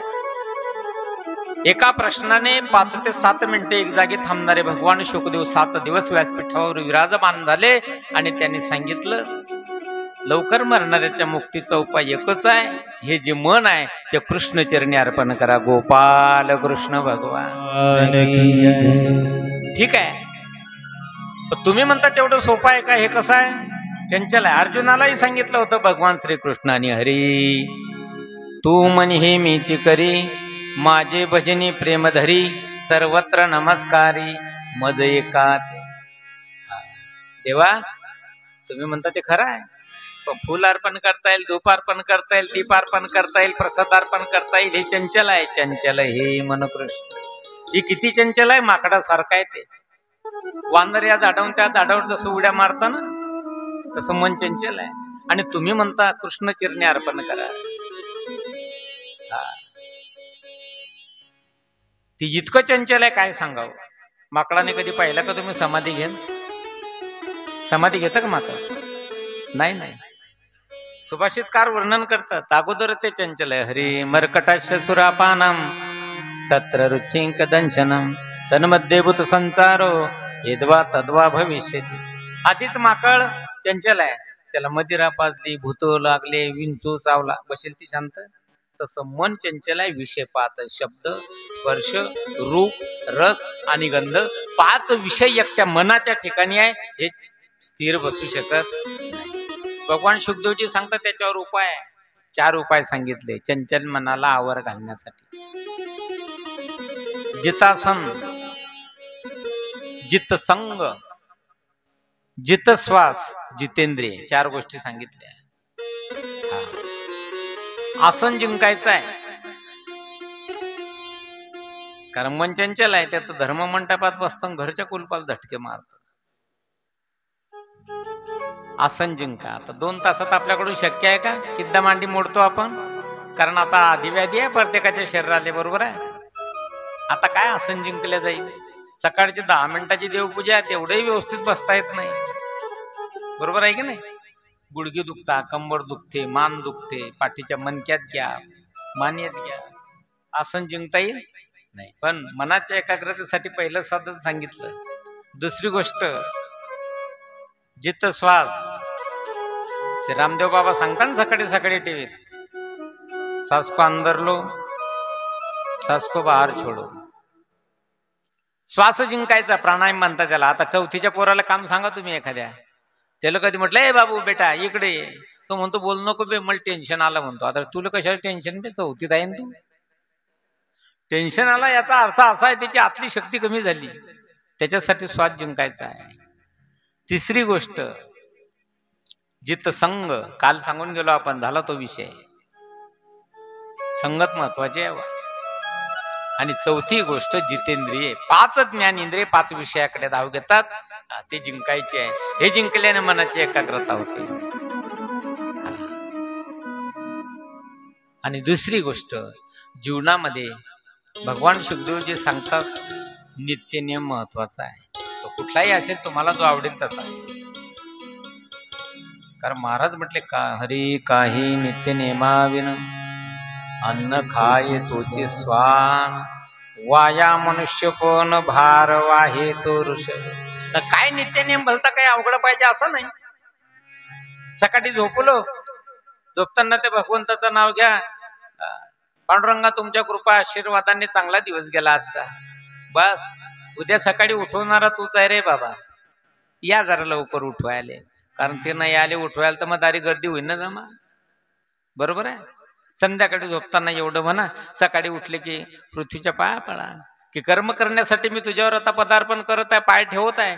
दिवसभरातून माझ्या हातून चांगले कर्म करून घे, झाला नित्य. त्याला काय भलता 8 तास लागतो का अवडंबर लागतं. उठल्या उठल्या हाताचं दर्शन घ्या. कराग्रे वसते लक्ष्मी, कर मध्ये सरस्वती, कर मुले तू गोविंदम, प्रभाते कर दर्शन. बस एवढं तरी होईल की नाही. मनाच्या एकाग्रतेचं साधन किती सोपं आहे. काही 8 तास आहे उठले की. पण बहुतेक लोकांना ते काही जमत नाही. अजून काही ठराविक आहे असे, ते बिछोनातच राहतात, तिथूनच शिवीगाळ सुरू होऊन जाते कुटुंबाला. काय ते कधी हाताचं दर्शन घेतील, कधी जमीन हाके, बरोबर आहे की नाही. कारण हाताच्या अग्रभागी लक्ष्मीचा वास आहे, मध्यभागी सरस्वती आहे, आणि ह्या हाताने कर्म करता करता करता करता गोविंदाची प्राप्ती होते. गोपाल कृष्ण भगवान. भगवान शुकदेवजी सांगत आहे. कथा का सांगत आहे पुन्हा लक्षात घ्या. प्रश्न होता लवकर मरणाऱ्याच्या मुक्तीचा उपाय कोणता. लवकर तुम्हा आपल्याला जाणं आहे. गेली ती वेळ पुढे येणार नाही. आता पुढे किती आयुष्य आपल्याला जगायचं आहे सांगता येत नाही. मंडपात सुद्धा आपला श्वास आता बंद पडतो. मी घरून आलो घरी जाईल याची गॅरंटी नाही. कथा तुमच्या आपल्यासाठी मी आधीच सांगितलं, जीव हा परीक्षित आहे. तुमचा आपला जन्म 7 दिवसात आहे, तुमचा आपला मृत्यू 7 दिवसात आहे. तक्षका काळ आहे, तो एक दिवस येणार, त्याची आपली गाठ पडणार आहे. त्याच्यासाठी कथा आहे. प्रश्न तुमच्या आपल्यासाठी 8 तास आहे संतांचा. नित्यनेम जीवनात सांगितला भगवंताची प्राप्ती होते. भगवान शुभदेव होतात, त्याला प्राप्त करण्यासाठी खूप काही 8 तास आहे का? जातपात पाहिली देवाने? काही डिग्री लागते? नाही नाही, वयाची मर्यादा नाही. या रे लहान थोर, याती भलत्या नारी नर, करावा विचारण लगे चिंता कौनास. डिग्रीची जर गरज असते, काय शिकला होता गजेंद्र, येईल पुढे कथा सांगेल तुम्हाला. काही डिग्री होती त्याच्याकडे? नाही नाही नाही. वयाची मर्यादा असते. काय वय होतं ध्रुवाचं? वयाची मर्यादा नाही. जातीपातीचं बंधन, जातीचं बंधन असतं तर शबरीची उष्टी कोर आमच्या देवाने खाल्लीच नसती. काय जाती होती विदुराची, सुंदर चरित्र आलं भागवतामध्ये. दाशीपुत्र होता विदुर, दाशीपुत्र.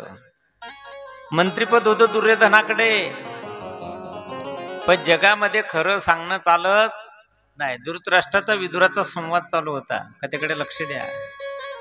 विदुर काका सांगत होते, अरे एका व्यक्तीने जर कुळाचा नाश होत असेल तर त्याचा त्याग करावा माणसाने. एवढंच बोलणं झोंबल्या गेलं दुर्योधनाला. म्हणजे आमच्याच घरचं खातो आणि इकडेच आग लावायला लागले. काय मंत्रीपद काढून घेतला, हाकलून दिला. विदुर काकाला तर एवढा आनंद झाला, उड्या मारायचे ते. वा वा वा, जबाबदारी कमी झाली ना आता. धावपळ करत गेले, पत्नीला आवाज दिला, देवी. मंत्रीपद गेलं. 2 पटीनं तिलाही आनंद झाला. ते म्हटले, वा वा, भाग्य आहे तुमचं, मोकळे झाले तुम्ही आता. ते का आपली होती का? आपली नाही तर आपण घेऊ द्या एखाद्याचा रोजदारीचा होका, सोडू द्या, सांगा बरं घरी मी नाही सांगलं म्हणून. मग सोमवारचा बाजार कसा होईल? तुम्हाला तर काही डोक्याचा पत्ताच नाही, लोकायला कामानी, तुम्ही नाही सांगता. विदुराची पत्नी होती बरं ते. इतका आनंद झाला, आनंद अश्रू डोळ्यात आले. वा, भाग्यवान नाही म्हटले तुम्ही, जबाबदारी कमी झाली तुमची. वा वा वा. भगवंत जातपात पाहत नाही ते सांगतोय मी तुम्हाला. आणि एक दिवस जगाचे मालक भगवान श्रीकृष्ण शांती दूध बनवून हस्तिनापुरामध्ये आलेले. वा, फुलांनी सजवलं गेलं हस्तिनापूर, कारण कृष्ण येणार आहे. तो फुलांचा सुगंध जो होता ना, तो स्वार्थाचा होता. आले कृष्ण, बसले. येता सांगपूजा विधी झाली, चर्चेला सुरुवात झाली. धर्मराजांचं आधीच सांगितलं होतं, जाऊ नका तुम्ही, ते ऐकण्याच्या स्थितीत नाही.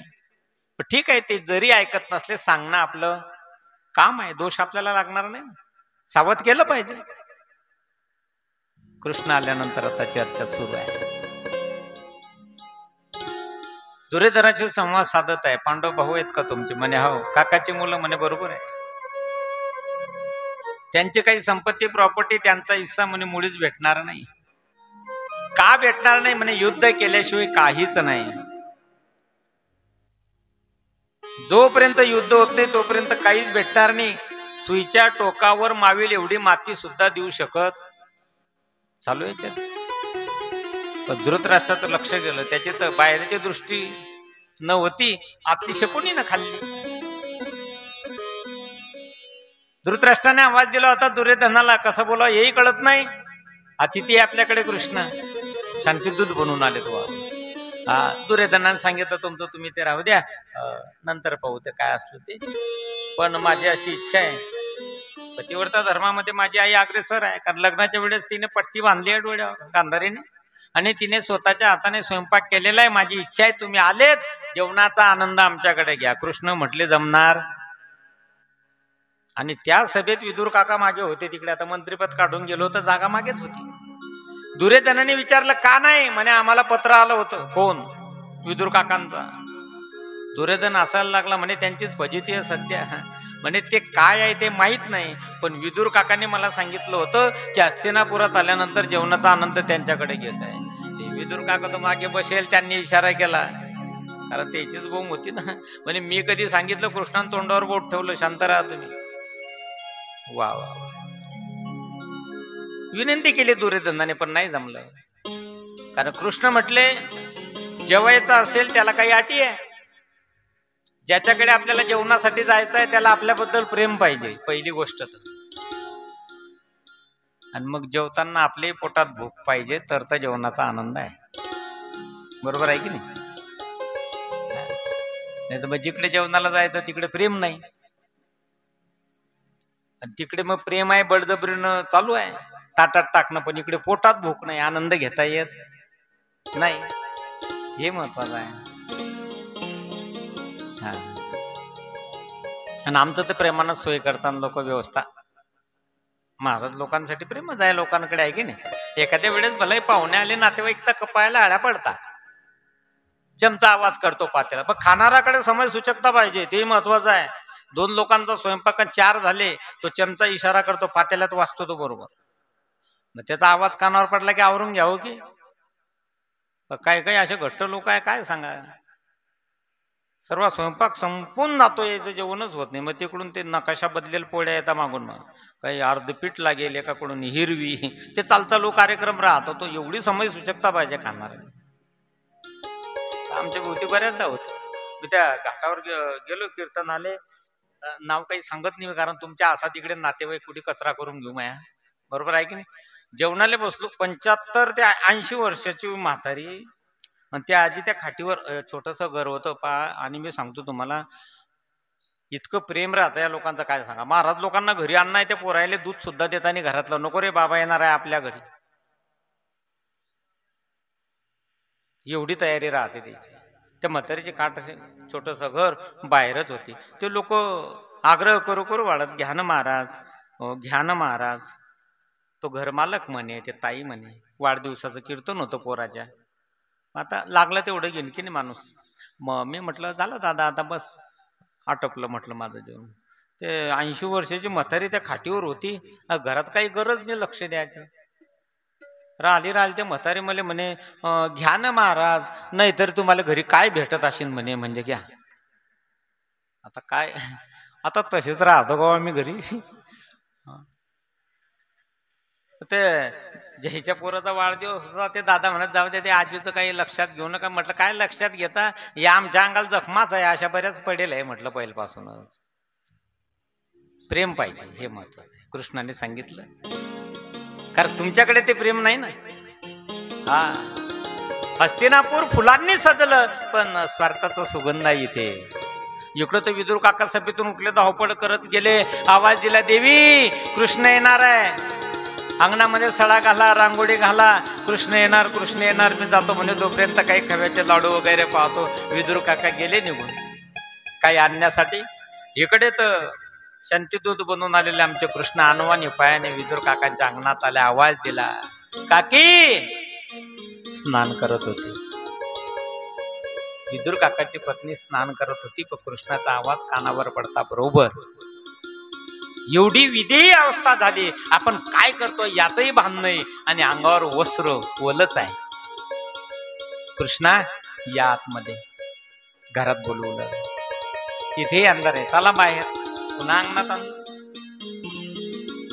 म्हणे नको नको नको, इथे बसू नका, वाऱ्यानं सर्व धूळ उडते, चला घरात. ज्याच्या इशाऱ्यावर जगाची निर्मिती होते, पालन होतो, लय होतो, त्या जगाच्या मालकाला विदुराची पत्नी इकडे तिकडे फिरवत आहे. अधिकार जाणून घ्यायच्यातला आहे. मी आधीच सांगितलं त्याला जातपात लागत नाही. वा वा. पुन्हा घरात बोलवलं, पाठ टाकला तोही उलटा. आणि मग ज्याच्या इशाऱ्यावर विश्वाची तृप्ती होते त्या कृष्णाने म्हणावं की काकीजी भूक लागली, आता काय देणार. इकडे तर विदुर काका गेले शोधाशोध करण्यासाठी. वा, आणली असतील कुकडून केळी, देवाच्या सन्मुख आहे आमची काकीची बसे. ते केळ सोलायचं, त्याची शिल्ट देवाच्या हातात आहे, आणि गाभ अंगणात फेकत होती. काय कारण आहे. स्वतःच्या देहावर सुद्धा, स्वतःच्या देहाचा विसर आहे, आपण काय करतो हेही लक्षात नाही. याला प्रेम म्हणतात, याला भक्ती म्हणतात, याला भाव म्हणतात. भरपूर चालू आहे. केवढं सोलायचं, देवाच्या हातात शिल्ट द्यायचं, गाब अंगणात फेकायचा. तेवढ्यात विदुर काका आले, बाहेरूनच आवाज देत आहेत, देवी मी सांगितलं होतं सडा घाला, रांगोळी काढा, कृष्ण येणार आहे, कृष्ण येणार आहे, कृष्ण येणार आहे. म्हणे येणार आहे का आले ते तर पहा, आवाज नका देऊ. आणि ज्या वेळेला विदुर काकांनी पाहिलं की आपली पत्नी कृष्णाच्या हातामध्ये केळीचं शिल्ट देत आहे, गाब अंगणात फेकत आहे, विदुर काकाच्या डोळ्यात पाणी आलं, घडघड घडघड घडघड अश्रू. हातातला डबा होता खाली ठेवला, सांगितलं कृष्णाला, कृष्णा माफ कर रे बाबा, तुझी काकी भोळी आहे, खूप साधी आहे ही. त्यावेळेला कृष्णाने विचारलं, काय झालं काका? विदुर काकांनी सांगितलं, दुसऱ्याला मोठं पण द्यावं हे तुझ्यापासून शिकावं माणसाने. अरे ती एवढी बुढी आहे, काय तुझ्या हातात पाहिलं कसं?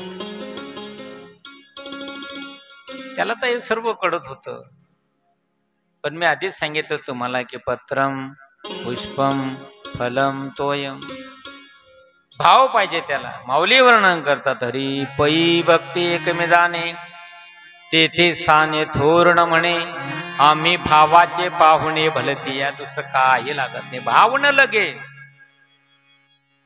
काही न लगे, एक भावाची कारण काल पुरावा झाला आपला. कृष्णाने पाहिलं, म्हटलं हो मी केळीचं शिल्ट खातो की काय? नाही नाही काकाजी, काही लक्षात नाही. विदुर काकाने डबा उघडला, खव्याचा लाडू घेतला, दिला कृष्णाच्या हातावरती, घ्या.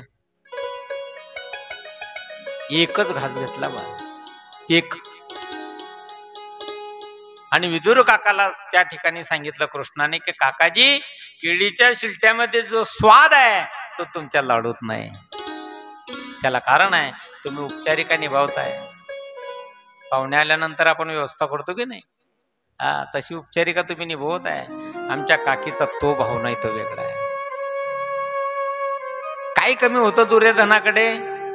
मेवा होता मेवा, पण प्रेम ना होतं त्या मेव्यात. इथं केळीची शिल्ट्या घेतल्यात, कन्या खाल्ल्यात, कारण प्रेम होतं. वर्णन येतं त्याचं. सबसे होती प्रेम सगाई, सबसे होती प्रेम सगाई, सबसे होती प्रेम सगाई, सबसे होती प्रेम सगाई. दुर्योधन का मेवा त्यागो, दुर्योधन का मेवा त्यागो, साधवी दुरागर पाई, सबसे होती प्रेम सगाई, सबसे होती प्रेम सगाई, सबसे होती प्रेम सगाई, सबसे होती प्रेम सगाई. जय हो.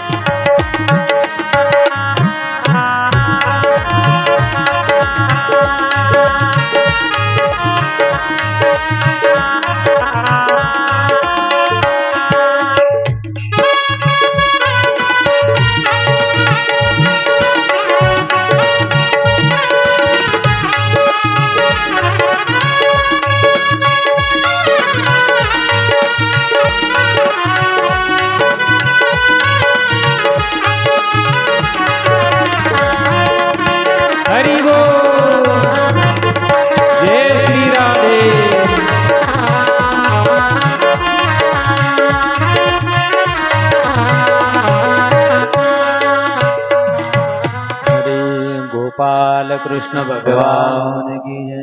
सबसे ऊंची प्रेम सगाय। मेवा होता दुर्योधनाकडे पण त्याग केला कृष्णाने, प्रेम नव्हतं हे महत्व। भगवान श्रीकृष्णाचं एवढं प्रेम विदुर काकाविषयी की ज्या वेळेला भगवान श्रीकृष्णाने आपला अवतार कार्य संपवल्यानंतर त्याच्या आधी उद्धवाला सांगितलं होतं की माझ्या विदुराची भेट घ्या। हा, काही प्रश्नांचं शांतवून उद्धवाने केलं होतं आणि नंतर तेच विदुर काका आपल्या मनातल्या शंका पूर्ण करण्यासाठी मैत्रेय ऋषीकडे गेले होते। हा, विचारले होते काही प्रश्न विदुर काकाने मैत्रेय ऋषीला सांगितलं होतं, मनातली काही जिज्ञासा आहे पूर्ण करा, तर सांगा काय प्रश्न आहे तुमचे। म्हणे माझा प्रश्न असा आहे, भगवंतानी दुनिया का बनवली। प्रश्न दुसरा असा आहे, एकसारखी का बनवली नाही। तिसरा प्रश्न असा आहे, भगवंत अवतार का घेतात। मैत्रेय ऋषीला विदुर काकांनी प्रश्न विचारले होते, कारण उद्धवाने मार्ग सांगितला होता, जा तिकडे तुम्ही आता। का बनवली दुनिया, पहिला प्रश्न।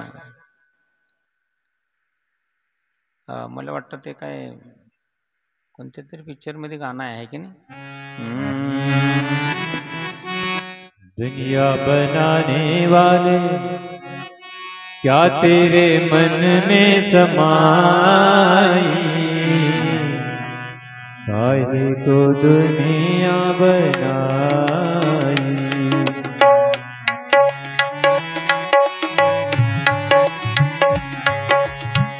दुनिया बनाने वाले क्या तेरे मन में समाई,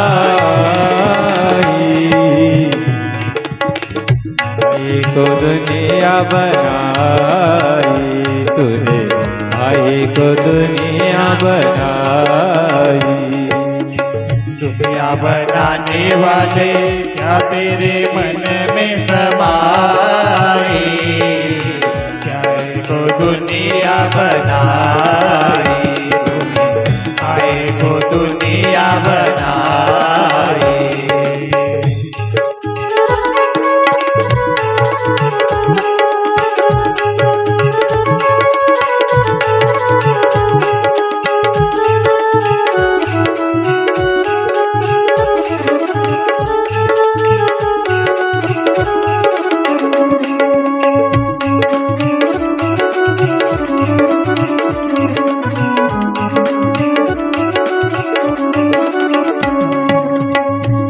लगाया जवानी का मेला, लगाया जवानी का मेला, चुप चुप तमाचा देखी वारे तेरे खुदाई, आए को दुनिया बनाई, आए को दुनिया बनाई।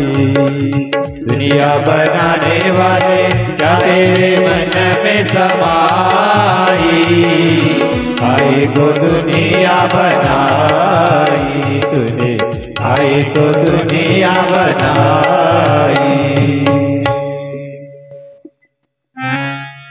आता ओघांना आलं म्हणून आहे, तसं पूर्वीच्या काळात अध्यात्मच होतं बरं, फिल्मी गाण्यात सुद्धा। काहीतरी ऋषी कपूरचं का शशी कपूरचं ते एक गीत आहे कोणत्या तरी फिल्ममध्ये, जिंदगी ये सफर है सुहाना, यहाँ कल क्या हो किसने जाना। अध्यात्म आहे ठाचून बारकावा पाहिला तर। आता हे सर्व धांगडधिंगा सुरू झालं, तो भाग वेगळा आठवलं म्हणून म्हटलं त्यांनी। बाबा का बनवली दुनिया, ठीक आहे, मैत्रेय ऋषीने सांगितलं भगवंतानी दुनिया का बनवली, त्याच्यापेक्षा एवढी सुंदर कशी बनवली हे महत्वाचं आहे। आणि ज्याने ही सुंदर दुनिया बनवली तो किती सुंदर असेल। नाम तुम्हारा तारनहारा, नाम तुम्हारा तारनहारा, ओ नाम तुम्हारा तारनहारा, कब तेरा दर्शन होगा, जिसकी रचना इतनी सुंदर, वो कितना सुंदर होगा, वो कितना सुंदर होगा। नाम तुम्हारा तारनहारा, नाम तुम्हारा तारनहारा, कब तेरा दर्शन होगा।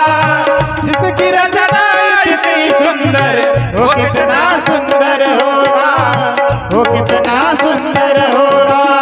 सुरनर मुनि जन कमल के निज जन शीश नवाते हैं, जो गाते हैं तेरी महिमा मनवांछित फल पाते हैं। ओ मनवांछित फल पाते हैं, मनवांछित फल पाते हैं। धन्य घड़ी समझ उस दिन, ओ धन्य घड़ी समझूंगा उस दिन, जब तेरा दर्शन होगा। जिसकी रचना इतनी सुंदर, वो कितना सुंदर होगा, वो कितना सुंदर होगा। नाम तुम्हारा तारनहारा, ओ नाम तुम्हारा तारनहारा, कब तेरा दर्शन होगा। जिसकी रचना इतनी सुंदर, वो कितना सुंदर होगा, वो कितना सुंदर होगा, वो कितना सुंदर होगा, वो कितना सुंदर होगा। दीन दयाल दया के सागर, जग में नाम तुम्हारा है। भटके हुए हम भक्तों का प्रभु तू ही एक सहारा है। ओ तू ही एक सहारा है, तू ही एक सहारा है। भव से पार उतरने तू हो, भव से पार उतरने तू, तेरा ही सहारा होगा। जिसकी रचना इतनी सुंदर हो, वो कितना सुंदर होगा, वो कितना सुंदर होगा। नाम तुम्हारा तारनहारा, ओ नाम तुम्हारा तारनहारा, कब तेरा दर्शन होगा। जिसकी रचना इतनी सुंदर, वो कितना सुंदर होगा, वो कितना सुंदर होगा, वो कितना सुंदर होगा। गोपाल कृष्ण भगवान मैत्रेय ऋषींनी विदुर काकांना सांगितलं, त्या ठिकाणी तुम्ही म्हणता भगवंताने दुनिया का बनवली, पण त्याच्यावर माझं अनुमोदन असं आहे की दुनिया का बनवल्यापेक्षा एवढी सुंदर दुनिया त्याने बनवली, ज्याने एवढी सुंदर दुनिया बनवली तो किती सुंदर असेल। प्रश्न तुमचा दुसरा होता, भगवंत अवतार का घेतात? देव स्वतंत्र आहे, जीव त्याच्या अधीन आहे, ते आपल्याला विचारतील। मैत्रेय ऋषीने सांगितलं, ज्या ज्या वेळेला धर्मावरती ग्लानी येते त्या त्या वेळेला भक्ताचं रक्षण करण्यासाठी भगवंत अवतार घेतात। भक्ता राखे पायापाशी दुर्जनासी संहार। तुमचा प्रश्न होता अवतार का घेतात? कारण कभी राम बन के कभी श्याम बन के चल्याना प्रभु जी चल्या। धर्मावर संकट येतं, धर्म रक्षणासाठी भगवंत अवतार घेतात। यदा यदा हि धर्मस्य ग्लानिर्भवति भारत, अभ्युत्थानमधर्मस्य तदात्मानं सृजाम्यहम्, परित्राणाय साधूनां विनाशाय च दुष्कृता, धर्म संस्थापनार्थाय संभवामि युगे युगे। आ आ आ अथ श्री महाभारत कथा, अथ श्री महाभारत कथा। कथा है पुरुषार्थ की, स्वार्थ की, परमार्थ की, सारथी जिसके बने श्री कृष्ण भारत स्वार्थ की। शब्द दिग्घोषित हुआ जब सत्य सार्थक सर्वथा, शब्द शब्ददिग्घोषित हुआ जब शब्द सार्थक सत्यता।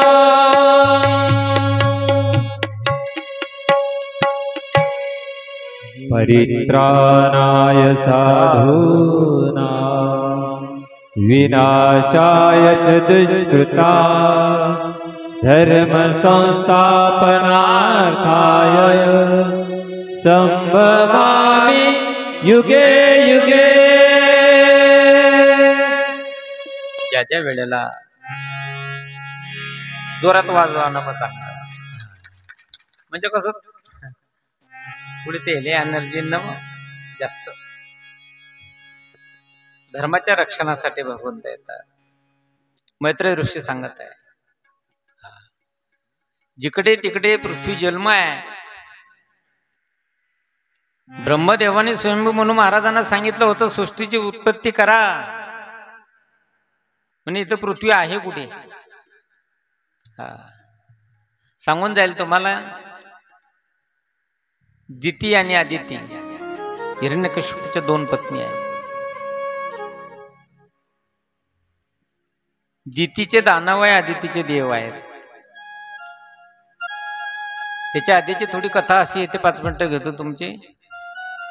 जय विजय द्वारपाल होते भगवंताचे। सनतकुमार ज्या वेळेला दर्शनासाठी गेले त्यांना अडवलं गेलं होतं। ते म्हटले देवाच्या दर्शनाला आम्हाला अडवतात ना। त्यांनी शाप दिला होता जा तुम्हाला राक्षस येऊन भोगावं लागणार आहे। त्यांनी सांगितलं होतं 7 जन्म नको 3 मध्येच मुक्ती करा हवं तर लवकर मृत्यू आला तरी चालतो म्हणून पहिला हिरण्याक्ष हिरण्यकश्यपू आहे दुसरा शिशुपाळ वक्रदंत आणि तिसरा रावण कुंभकर्ण आहे। इकडे तर दितीच्या पोटी हिरण्याक्षाचा जन्म झाला। साधना जीवनामध्ये होती कठोर तपश्चर्या होती। धावत्या वेळेत पाहू आपण फक्त वंशाकडे वळायचा आहे कथा थांबणार आहे। भगवंत अवतार का घेतात त्याचं कारण आहे। उन्मत्त झाला दैत्य ब्रह्मदेवाने सांगलं स्वयंभू म्हणून महाराजांना शतरूपाराने सृष्टी निर्माण करा म्हणजे जन्म आहे जिकडे तिकडे। ब्रह्मदेवाला शिक आली नाकाक्षेत्रातून छोटं स्वरूप बाहेर पडलं विशाल रूप झालं वराह भगवान। इकडे हिरण्याक्ष आकाश मार्गाने चालला होता नारद महर्षींची भेट झाली आणि मग हिरण्याक्षाने सांगितलं होतं महाराज फक्त विनयन चिपडाच वाजवता का कुस्ती खेळता येते का नाही म्हणजे कुस्ती तर आपल्याला काही जमत नाही पण पैलवानाचा पता देतो। नारद महर्षींनी सांगितलं होतं जा खाली पाण्यात सरळ। इकडे तर वरा भगवंत पाण्यामध्ये प्रवेश केला पृथ्वी दाढेवर आणायची होती। हिरण्याक्षाने प्रवेश केला आणि भांडणं व्हायला वेळ लागतच नाही। तुम्ही आताच्या आता रोडवर उभे राहा एखाद्याची मोटरसायकल येऊ द्या 4 व्हीलर येऊ द्या लगेच त्याचं स्टेअरिंग पकडून घ्यायचं त्याला म्हणा ही आमची आहे की झाली भानगड। सोपं आहे। देवाने हिरण्य या ठिकाणी वरा भगवंताने दाढेवरती पृथ्वी उचलली हिरण्याक्ष आडवा झाला म्हणजे कुठे घेऊन चाललात आमची आहे। देव म्हटले जाऊ द्या असे बरेच भेटतात आपलं कार्य पूर्ण करा अगोदर। हळूहळू पाण्याच्या वर आले पाण्याच्या वर आल्यानंतर हिरण्याक्षाचा त्या ठिकाणी वध केला आणि मग पृथ्वी दाढेवरती वरा भगवंताने वर आणल्यानंतर स्वयंभू म्हणू महाराज शतरूपाराने ब्रह्मदेवाच्या आज्ञानुसार यांनी सृष्टी निर्माण केली। वर्णन आलेलं आहे की स्वयंभू म्हणू महाराजांना 3 कन्या आणि 2 पुत्र झालेत। प्रसूती देहुती आकृती 2 पुत्र आहे प्रियव्रत आणि उत्तानपाद। गोपाल कृष्ण भगवान आणि मग देहुती आता उपोर झाली लग्नासाठी योग्य वर पाहिजे म्हणून स्वयंभू म्हणू महाराजांनी कर्दम ऋषीची निवड केलेली आहे। कर्दम ऋषीला विनंती केली की आमच्या मुलीचं पाणी ग्रहण करा। कर्दम ऋषीने सांगितलं ठीक आहे तुम्ही म्हणाल मी अंगीकार करेल पण माझी एक अट आहे एक पुत्र प्राप्ती झाल्यानंतर मी त्याग करून निघून जाणार आहे संन्यासाश्रम स्वीकारायचा पुत्र प्राप्तीनंतर पण म्हणे ठीक आहे पण मुलीला विचारावं लागेल ना जिचं लग्न करायचं आहे तिला। देवतीला विचारलं होतं त्या ठिकाणी. स्वयंभू म्हणून महाराजांनी सांगितलं, पहा तुझ्यासाठी वर निवडला मी, कर्दम ऋषी आहे, पण त्याची आट आहे, पुत्रप्राप्ती झाल्यानंतर ते नामचिंतनासाठी साधनेसाठी निघून जाणार. तिला आनंद झाला, विवाह झाला. खूप दिवस आयुष्यातले निघून गेले त्यांच्या. पहिली कन्या झाली. ठीक आहे, एका यज्ञाचं पुण्य तर प्राप्त झाला. शास्त्रात पुरावा आहे, एक कन्यादान तुमच्या आपल्या हातून घडलं तर एका यज्ञाचं पुण्य प्राप्ती होते. एका कन्यादानाने एक नाही 9 झाल्या. कर्दम ऋषीला शास्त्रामध्ये कन्याला महत्व दिलेलं आहे. कुडी कन्या पुत्र होती जे सात्विक, तयाचा हरिक वाटे देवा. कन्याला खूप महत्व आहे. सांगू तुम्हाला, जगामध्ये एवढाही निर्दयी बाप सापडेल की एकुलता एक पुत्र आहे, तो मरण पावला तरी बापाच्या डोळ्यात पाणी नाही. एवढा निर्दयी बाप जगात सापडेल. पण ऐका, असा बाप अजून जगामध्ये नाही की मुलीचं कन्यादान केलं आणि पहिल्यांदाच मुली सासरी जात असताना तो रडला नाही म्हणून. पाहिलं तुम्ही? नाही. गल्लीतले लोक, गावातले लोक मंडपात रडतील, आई मंडपात रडेल, पण बाप मंडपाच्या बाहेर जाऊन रडेल कमीत कमी. एवढा निर्दय बाप नाही. एकुलता एक पुत्र आहे, तो गेल्यानंतर बाप रडणार नाही, असा निठुर बाप सापडून जाईल. पण आपल्या मुलीला वाटी लावत असताना तो बाप रडला नाही. एवढा निर्दय बाप नाही. आणि तिने गाडीच्या जवळ जावं, धावत आल्यानंतर आईच्या गळ्यात नाही पडत ती पोरगी, बापाच्या जवळ जाते, त्याच्या खांद्यावरती आपलं डोकं ठेवते, रडते. जाताना आईला मात्र समजून जाते, गोळ्या वेळेवर द्या, लक्ष ठेव माझ्या बापाकडे, बाबांना औषधी वेळेवर दे. फोन जरी केला तरी अगोदर सासरून ती आईची तब्येत नाही विचारत, बापाची तब्येतची काळजी घेते तीच विचारते, कसे आहे माझे बाबा. खूप मोठं महत्व आहे कन्याला संत वाङ्मयामध्ये. कन्याचा अधिकार नाही जाणत आला. एवढंच नाही, शेवट सांगू तुम्हाला. गेला ना बाप तिचा, मरण पावला. गावातले लोक रात्रभर आहे हो, सर्व गल्लीतल्या महिला आहे त्या ठिकाणी, त्या प्रेताच्या जवळ रात्रपासून आहे. मुलगी दूर आहे, तिला सकाळ होते येण्यासाठी, रात्रीचा प्रवास आहे. बस स्टँडवर उतरते ना ती गाडीतून,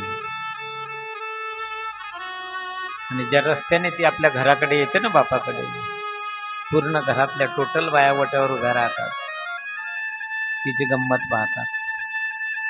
आणि मग महिलांच्या मुखातून शब्द निघतो, आता आली खरी रडणारी. बरोबर आहे का नाही? रात्रीचा जे चालू होता तो गोंधळ होता.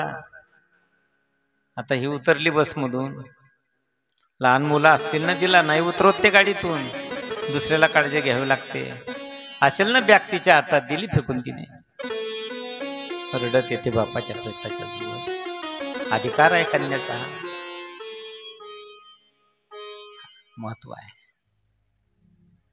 एक नाही 9 झाल्यात. कर्दम ऋषींनी हातामध्ये कमंडलू घेतलं, जाण्यासाठी निघाले. देवतेने सांगितलं तुम्ही वचन दिलाय, पुत्र नाही कन्या झाल्यात. आणि मग 9 कन्यानंतर पुत्र झाला. कपिल भगवंत अवताराला आले. बोला कपिल भगवान.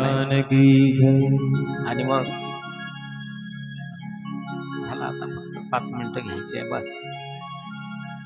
कपिल भगवंताचा जन्म झाला. देवतेला कळालं हे सामान्य नाही. मग गंगा जर वाहत असेल तर स्नानाचा आनंद घेतला पाहिजे ना. आसन घातलं, कपिल भगवंताला बसवलं.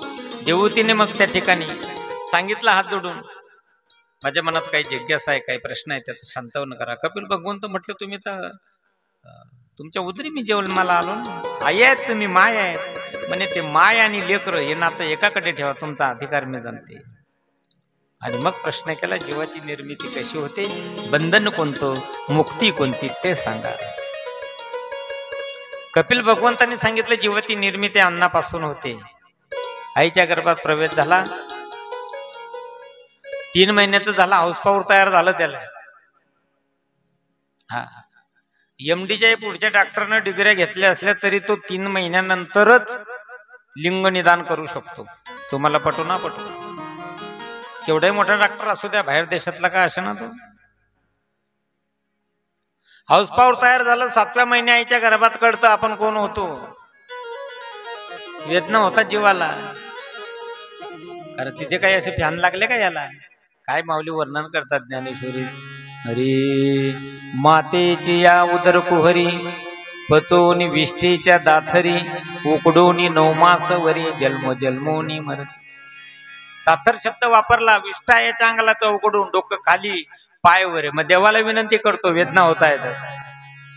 एक वेळ करी या दुखावे गाळे, एक वेळ करी या दुखावे गाळे, एक वेळ करी या दुखावे गाळे, एक वेळ करी या दुखावे गाळे, एक वेळ करी या दुखावे गाळे, एक वेळ करी या दुखावे गाळे, एक वेळ करी या दुखावे गाळे, एक वेळ करी या दुखावे गाळे. दुरितात जाळे उगवणे, दुरितात जाळे उगवणे, दुरिताच जाळे उगवणे, दुरिताच जाळे उगवणे. आठवीन आठवीन पाय आमादानवत, आठवीन पाय आमादानवत, आठवीन पाय आमादानवत, आठवीन पाय आमादानवत, आठवीन पाय आमादानवत,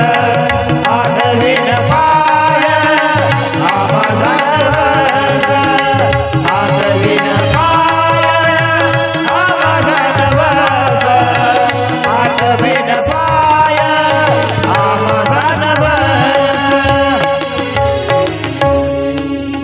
8वी पाय हा माझा नवस, रात्र ही दिवस पांडुरंग विनंती करतो. देवतीने सांगितलं ठीक आहे, आता 9 मास पूर्ण झाले, त्याचा जन्म तर सुरक्षित असेल. कपिल भगवंत सांगितलं तसं नाही. 9 मास कष्टाला असी, 10व्याने प्रसूत झाले, येताचे कर्म जाड तुझी, मान अडकली आकांत तुझे जननी, दुःखे दाय मोकली. त्याची गॅरंटी नाही, जन्म सुरक्षित होईल सांगता येत नाही. मग देवतीने म्हटलं बरं झाल्यानंतर, म्हणे तरी दुःख आहे. म्हणे आता काय दुःख आहे, माऊलीचे पुरावे दिले, गर्भाचं दुःख आहे. ठीक आहे, आता जन्म तर सुरक्षित झाला, म्हणे तरी दुःखच आहे त्याच्या पाठी. नुकताच जन्म झाला, आजी पायावर घेते, नको तेवढं कडक पाणी अंगावर ओतते, त्याच्या रडतो ना ते, बरोबर आहे की नाही. त्या आजी म्हणते पायनं काय रडतो, कुठे होता, दुःखच आहे, सांगता येत. कधी काळी आई जवळ घेते, भुकेनं व्याकुळ झालाय, पण याच्या पोटात दुखत असेल म्हणून त्याला स्तनपान करत नाही. आणि कधी कधी त्याला गरज नाही, पण बळजबरीनं त्याला पाजल्या जात आहे, सांगता येत नाही. बरं, मग बालपान केलं, मग आता शाळेत घातलं गेला, म्हणजे शिक्षणाची जबाबदारी. मग देवतीने सांगितलं बरं शिक्षण संपलं, कदाचित शिकला नाही, शिकला ते त्याच्यावर अवलंबून आहे. तारुण्य असता प्राप्त झाल्यावर म्हणे आता तो बंधनात आहे. आता कोणतं बंधन आहे, आतापर्यंत मोकळा होता, कुठेही जा. पण एकदारचा हार गळ्यात घालण्यासाठी त्याने हार घेतली, मान झुकवली, बंधनात बांधला गेला तो. मग तर बाजारी जाणं असलं तरी विचारतो जाऊ का स्वतंत्र नाही आता. नंतर मग मुलं झाली त्याची जबाबदारी, मग याचं जोडू दे त्याचं मोडू दे ही जबाबदारी. असं करत करत वृद्धत्व आलं म्हणे. आता म्हणे मग म्हातारपणी दम खोकला थुंकू जीव गेला. मग घरातलेच म्हणता बाईल म्हणे खरं मरता तरी बरे नाशिले घर थुंकोनिया. ही परिस्थिती झाली. मग देवतीने विचारलं म्हणे याचा शेवट. कपिल भगवंताने सांगितलं म्हणे त्याचा शेवट असा आहे की शेवटच्या क्षणाला जर भगवंताचं नामचिंतन त्याच्या मुखात आलं तर पुढील जन्म त्याचा मंगलमय चांगला आहे, अन्यथा नाही. मग पुन्हा पुन्हा पुन्हा पुन्हा जन्म मृत्यूच्या या रहाट गाडग्यात या जीवाला फिरावंच लागतं. किती वेळा जन्मा यावी किती व्हावे फजित. तुका म्हणे माळ गुंतली रहाटी गाडग्याची सुटी फुटली अंत काळी ज्याच्या नामाले मुखा तुका म्हणे सुखा पार नाही. मग याचा पुढचा जन्म याच्या शेवटच्या क्षणावर आहे. आणि अशा प्रकारे कपिल भगवंतांनी देवतीला ज्ञानोपदेश केला. ते सर्व ज्ञानोपदेश श्रवण करत असताना ऐकत असताना तिच्या शरीराचं पाणी झालं. साध्वी नावाची नदी त्या ठिकाणी वाहायला लागली. जीव 10व्या अवस्थेला जातो तेव्हा शरीराची ही गत्या होते. आणि मग देवतीच्या शरीराची साध्वी नावाची नदी होऊन त्या ठिकाणी वाहायला लागली. कपिल भगवंतांनी कमंडलू हातात घेतलं, त्या गंगेचं दर्शन घेतलं. नामचिंतन करण्यासाठी ते तिकडे निघून गेले. आणि हा वंश इथेच थांबला. गोपाल कृष्ण भगवान की जय. अशा प्रकारे भगवंताच्या कृपेने संतांच्या आशीर्वादाने गावातील तुम्हा सर्व मायबापांच्या सहकार्याने परिश्रमाने परमस्नेही परमादरणीय गुरुवर्य संत दासगिरी महाराज यांच्या मार्गदर्शनाने चालत असलेला आपला हा नामसंकीर्तन सप्ताह तथा श्रीमद भागवत महापुराण कथा कथेचा आजचा हा 3रा दिवस. 3ऱ्या दिवसाचं पहिलं सत्र या ठिकाणी पूर्ण झालं. दुपारून 3 वाजता कथा वेळेवर चालू होईल. सर्वांनी वेळेवर यायचं आहे.